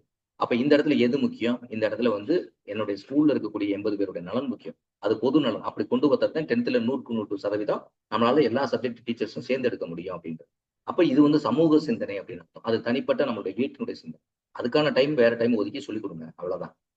இது பொது நலத்திற்கு பாதகமான தனிப்பட்ட விருப்பங்களை கட்டுப்படுத்த வரும். அப்ப ஒருவேளை இது வந்து இந்த இந்த லானால இந்த subordinate of individual interest general interest வரும்போது அப்ப வந்து தனிப்பட்ட ஒவ்வொரு விருப்பங்களும் நீங்க செயல்படுத்த மாட்டாங்க அப்படின்னா அப்ப பொது நலத்தை வந்து நம்மளால ஈஸியா வந்து என்ன பண்ண முடியும், முறைப்படுத்தி கொண்டு போகும். சரியா? ரைட். அப்ப தனிநபர் நலனை நீங்க கட்டுப்படுத்துறது முக்கியமா? To controlling the individuals goal or இண்டிவிஜுவல்ஸினுடைய அந்த இன்ட்ரெஸ்ட் அப்படின்றத கண்ட்ரோல் பண்றதுக்கு இந்த பிரின்சிபல் ரொம்ப முக்கியம். முதல்ல பொது நலன சிந்தனை பண்றது to control the individual interest through which principle அப்படின்னு ஒரு கொஸ்டின் கேட்கறான்னு வச்சுக்கோங்க. என்ன பிரின்சிபல் மூலமா கண்ட்ரோல் பண்ண முடியும் அப்படின்னு. அடுத்து பார்த்தோம் அப்படின்னா நியாயமான ஊதியம். இந்த ரெனுமரேஷன் அப்படின்ற உழைப்புக்கேற்ற ஊதியம். உழைப்புக்கேற்ற ஊதியம் இன்னைக்கு இருக்கா அப்படின்னா இங்க நிறைய இடத்துல அது டிஸ்கிரிமினேஷன். உழைப்பு வந்து அதிகமா வாங்குவாங்க. ஆனா முதலாளிகள் வந்து ஊதியம் வந்து ரொம்ப கம்மியா கொடுப்பாங்க. அதனாலதான் இன்னைக்கு போராட்டம் இதுகள் எல்லாம் முன்னெடுப்பதற்கான ஒரு காரணம். இப்ப உதாரணத்துக்கு ஒரு சாதாரணமா வந்து எல்லாருமே வந்து என்ன சொல்லுவாங்க அப்படின்னா அரசு ஊழியர்கள், குறிப்பா ஆசிரியர்களோ அரசு ஊழியர்களோ அதிகமான ஊதியம் பெறாங்க அப்படின்ற ஒரு ஜென்ரலான ஒரு காமனான தாட்ஸ் வந்து எல்லா மக்களுக்குமே இருக்கு. ஸோ இப்ப 2 பாயிண்ட் தான். ஒரு பாயிண்ட் என்ன அப்படின்னா இப்ப வந்து ஆசிரியர் ஊதியம் அதிகமா வாங்குறாரு அப்படின்னா அவர் ஆசிரியரா இந்த இடத்துக்கு வர்றாருன்னு வச்சுக்கோங்களேன். அவருடைய வேலை வந்து சின்ன வேலை கிடையாது. அவர் என்ன பண்ணுவாரு, டிகிரி இப்போ 12th முடிச்சுட்டு டிகிரி படிச்சிருப்பாரு. அவங்க வீட்டுல உள்ள குடும்ப சுமை எல்லாம் சேர்ந்துட்டு வேலை பார்த்துட்டு அவர் படிச்சு வந்திருப்பாரு. அப்புறம் பிஜி படிச்சிருப்பாரு, பிஎட் படிச்சிருப்பாரு. அதுக்கு பின்னாடி கொஞ்ச நாள் பிரைவேட் ஸ்கூல்ல ஒர்க் பண்ணி கஷ்டப்பட்டிருப்பாரு. அதுக்கடுத்து அந்த வேலைக்கு வருவார். அவர் ஊதியம் வாங்கக்கூடிய ஒவ்வொரு மாசமும் வந்து ஒவ்வொரு வருஷமும் இன்கிரிமெண்ட் வந்து அவரோட ஊதியம் கடைசி உச்சக்கட்டத்துல அவர் 2 லட்சமோ 3 லட்சமோ வாங்குறாரு அப்படின்னா அவர் இவ்வளவு நாள் வேலை பார்த்ததற்கான அந்த காலத்துக்கு ஏற்ப மாற்றி அமைக்கப்பட்ட அந்த நிதி அந்த கமிஷனு அவங்களுடைய ஒவ்வொரு இன்கிரிமெண்ட் இதெல்லாம் சேர்த்துதான் அவருடைய ஊதியம் தொகுப்பா போகுது. தவிர தொடக்கத்துல வந்து இப்ப நீங்க உள்ள தொடக்கத்துல வரீங்கன்னா ஒரு 50,000 ரூபாய் நீங்க வாங்குறீங்கன்னு வச்சுக்கோங்களேன். இது தொடக்க ஊதியம். நீங்க இது ரிட்டைர்மெண்ட் ஆகும்போது இது எங்கேஜ்ல நீங்க உள்ள வந்தீங்க அப்படின்னா குறைஞ்சபட்சம் எப்படி ஒரு 2 லட்சம் ரூபாய் நீங்க சம்பளம் வாங்க 1,4 லட்சம் ரூபாய் வாங்குறீங்கன்னு வச்சுக்கோங்க. ரிட்டையர் ஆகும்போது நீங்க ஒரு சிஓடிஓ போய் ஒரு 2 லட்சம் ரூபாய் நீங்க வாங்குறீங்க அப்படின்னா அப்ப அது உங்களுடைய ஊதியம். அது அன்னைக்கு உள்ள ஊதியம். அப்ப அவர் எல்லாம் இந்த இடத்துக்கு வர அந்த அந்த வாய்ப்பு வந்து எல்லாத்துக்கும் இருந்துச்சுல்ல. இப்ப ஒரு ஆசிரியர் வந்தவங்களை மட்டுமே குறை சொல்ல வேணாம். இல்ல ஒரு ஒர்க்கரா இருக்கக்கூடிய ஒரு ஒரு ஆபீஸ்ல ஒர்க் பண்ணக்கூடிய தாசில்தார் ஆபீஸோ இல்ல ஒர்க் பண்ண அவருக்கும் அந்த வாய்ப்பு இருந்துச்சுல்ல. ஏன் நீங்க அந்த வாய்ப்பை பயன்படுத்தி உங்களால வரல? அப்ப நீங்க படிக்க வேண்டிய காலத்துல ஒழுங்கா படிக்கல. அந்த வாய்ப்பை நீங்க பயன்படுத்தல. அப்ப அந்த வாய்ப்பை பயன்படுத்தி வந்திருக்கும் போது அரசு வந்து ஊதியம் கொடுக்காம சரி ரைட் ஓகே விடுங்க. ஒருத்தர் இப்ப வந்துட்டாரு, கவர்மெண்ட் வேலைக்கு வந்துட்டாரு. அவர் கவர்மெண்ட் வேலைக்கு வந்தவரு அவருக்கு எந்த ஃபேமிலி பேக்ரவுண்டும் இல்ல. ஆனா ஹஸ்பண்ட் ஒய்ஃப் 2 பேருமே சம்பாதிக்கிறான்னு வச்சுங்களேன். இந்த ஊதியத்தை வச்சு அவங்களால என்ன பண்ண முடியும்? 2 குழந்தை இருக்குன்னா 2 குழந்தைய படிக்க வச்சிருப்பாங்க, ஒரு வீடு கட்டியிருப்பாங்க, அவங்க குழந்தைகள் கல்யாணம் பண்ணி கொடுப்பாங்க. இதுதான் பண்ணிருப்பாங்க. ஆனா ரிட்டையர் ஆகும் போது என்னன்னா அதை நம்பி கடன் கொடுக்குறதுக்கு கம்பெனி நிறைய வருவாங்க, நிறைய பேங்க் வருவாங்க, கொடுத்துருப்பாங்க. கடன் லாஸ்ட் 5 வருஷம் ரிட்டையர்மெண்ட் நீ போய் கடன் கேளுங்க, எந்த பேங்க்லையும் கொடுக்க மாட்டாங்க. லாஸ்ட் ஒரு வருஷம் தான் ரிட்டையர்மெண்ட் கொடுக்க மாட்டாங்க கடன். ஆனா கொடுப்பாங்க, கொஞ்சம் கொஞ்சம் தொகை கொடுப்பாங்க. அப்ப வந்து அப்ப ரிட்டைர்மெண்ட் ஆகி முடிச்ச பிறகு இது எல்லாத்தையும் என்ன பண்ணிருப்பாங்க, குழந்தைகள் படிக்க வைக்கிறதுக்கும் வீடு கட்டுறதுக்கும் குழந்தைகளுடைய திருமண செலவுக்கும் செலவழிச்சு முடிச்சிருப்பாங்க. இப்ப அவங்களுக்கு ஊதியத்துக்கு சாப்பிடணும் அப்படின்னா அந்த சாப்பிடறதுக்கு என்ன பண்ணும்? அதுக்குதான் வந்து என்னன்னா பென்ஷன் கேட்கறது அப்படின்னா இது ஒரு வாழ்வாதார கோரிக்கை. இதெல்லாம் வந்து என்ன அப்படின்னா அந்த காலத்துல இருந்தே வந்து இந்த தொழிலாளர்கள் முதலாளிகள் நசுக்கிறது அப்படின்ற இடத்துல கார்ல் மார்க்ஸோட தத்துவங்கள் எல்லாம் நம்ம பார்த்திருக்கோம். சோ அப்ப வந்து நம்ம இவ்வளவு நாள் கவர்மெண்ட்ல வேலை பார்த்திருக்கு அப்படின்னா இன்னைக்கு வந்து நீங்க முதியோர் ஊதியம் கொடுக்குறீங்க, மற்ற ஊதியம் எல்லாம் கொடுக்குறீங்க அப்படின்னா அப்ப அரசு ஊழியர்களுக்கு வந்து சரியா அந்த ஊதியம் அப்படின்றது வந்து ரொம்ப தேவையான ஒரு விஷயம் தானே. ஆஃப்டர் ரிட்டைர்மெண்ட் அப்போ அவங்களுடைய மருந்து செலவுக்கோ அவங்க சாப்பாட்டுக்கோ அவங்களுக்கு ஊதியம் தேவைப்படுதுல்ல. அதை நீங்க சரியா முறைப்படுத்துங்க, முறைப்படுத்தி கொண்டு வாங்க. நான் கிடையாது ஒரே ரிட்டைர்மெண்ட் அவங்களுக்கு கொடுத்தீங்கன்னா அந்த பையனோ அந்த பொண்ணோ வந்து அந்த பணத்தை அப்பாவுடைய பணத்தை வாங்கிட்டு அவங்க அப்பா அம்மா 2 பேரும் தெருவில் தெரியும். இதுதான் வந்து சாதாரண ஒரு ஃபேமிலி பேக்ரவுண்ட் இருக்கு அவங்களுக்கு, அவங்க பேரண்ட்ஸ் வந்து நிறைய சம்பாதிச்சு வச்சிருக்காங்க அப்படின்னா அவங்களுக்கு ஒன்றும் பிரச்சனை கிடையாது. அப்ப நீங்க ஒரு சென்னையில இருக்கீங்க அப்படின்னா அவங்க வாங்குற சம்பளமா அவங்களுடைய சென்னையில உள்ள இதுக்கு செலவழிச்சிருக்கேன்னு முடிக்கும் போது ஏதாவது பேங்க் பேலன்ஸ் வச்சிருப்பாங்களா? எந்த பேங்க் பேலன்ஸ் இருக்கு? அப்ப இங்க நியாயமான உற்சாகத்தையும் உருவாக்கும். ஏன்னா நியாயமான ஊதியம் கொடுக்குறேன்னு ஒருத்தருக்கு சரியான ஊதியம் இப்ப பிரைவேட் ஸ்கூல்ல வந்து கவர்மெண்ட் கொடுக்குற அதே பட்டதாரிக்கு உள்ள ஸ்கூல்லையே ஒரு சில ஸ்கூல்ல எல்லாம் கொடுக்குறாங்க. அந்த மாதிரி ஊதியம் கொடுக்கும்போது அவங்க என்ன பண்ணா உற்சாகத்தோடு ஒர்க் பண்ணுவாங்க. அவங்களுக்கு ஆர்வம் இருக்கும். சரி ரைட் நம்ம எது கவர்மெண்ட் வேலை போக இவங்களே அந்த ஊதியம் கொடுக்குறாங்கல்ல, இவங்களுக்கு நம்ம ப்ராவிடென்ட் ஃபண்ட்லாம் வச்சிருக்காங்கல்ல, ஏன் நம்ம இங்க போகணும்? அப்ப பணியாளர்களுடைய உழைப்பிற்கு வந்து முதல்ல மதிப்பளிக்கிறது. அந்த அவங்களுடைய உழைப்பு மதிக்கிறதுக்கு பேரு தான் என்னது? நீங்க அவங்களோட உழைப்பை மதிக்கிறீங்களா? அவங்களோட ஒர்க்கரை மதிக்கிறீங்க அப்படின்னா ஊதியம் சரியா கொடுங்க. அப்ப நியாயமான சம்பளம் கொடுக்குறீங்க. நீங்க பணியாளருடைய உற்சாகத்தை அப்ப இந்த இந்த உழைப்பு அவங்க நியாயமான சம்பளம் நீங்க கொடுக்குறீங்க அப்படின்னா அவங்க உழைப்புக்கு தகுந்த ஊதியம் கொடுக்குறீங்க அப்படின்னா பணியாளர்கள் உற்சாகமாக அவங்க இருப்பாங்க. அப்போ பணியாளர்களுடைய ஊக்கம் அதிகமாக அவங்களுடைய மோட்டிவேஷன் அதிகமாச்சுன்னா என்ன ஆகுது? அப்ப ஊக்கம் அதிகமாகும் போது அந்த ப்ரொடக்ஷன் வந்து அதிகம் அப்படின்னு. சோ பணியாளர் உழைப்புக்கு உரிய மரியாதையை அளிக்க வேண்டும். அவங்களுடைய உழைப்புக்கு உரிய மரியாதை அளிக்க வேண்டும் அப்படின்றதான். அடுத்த அதிகார வரிசை ஸ்கேலாட் செயின் அப்படின்னு சொல்லுவாங்க. அதிகார வரிசை அப்படின்றது வேற ஒண்ணு கிடையாது.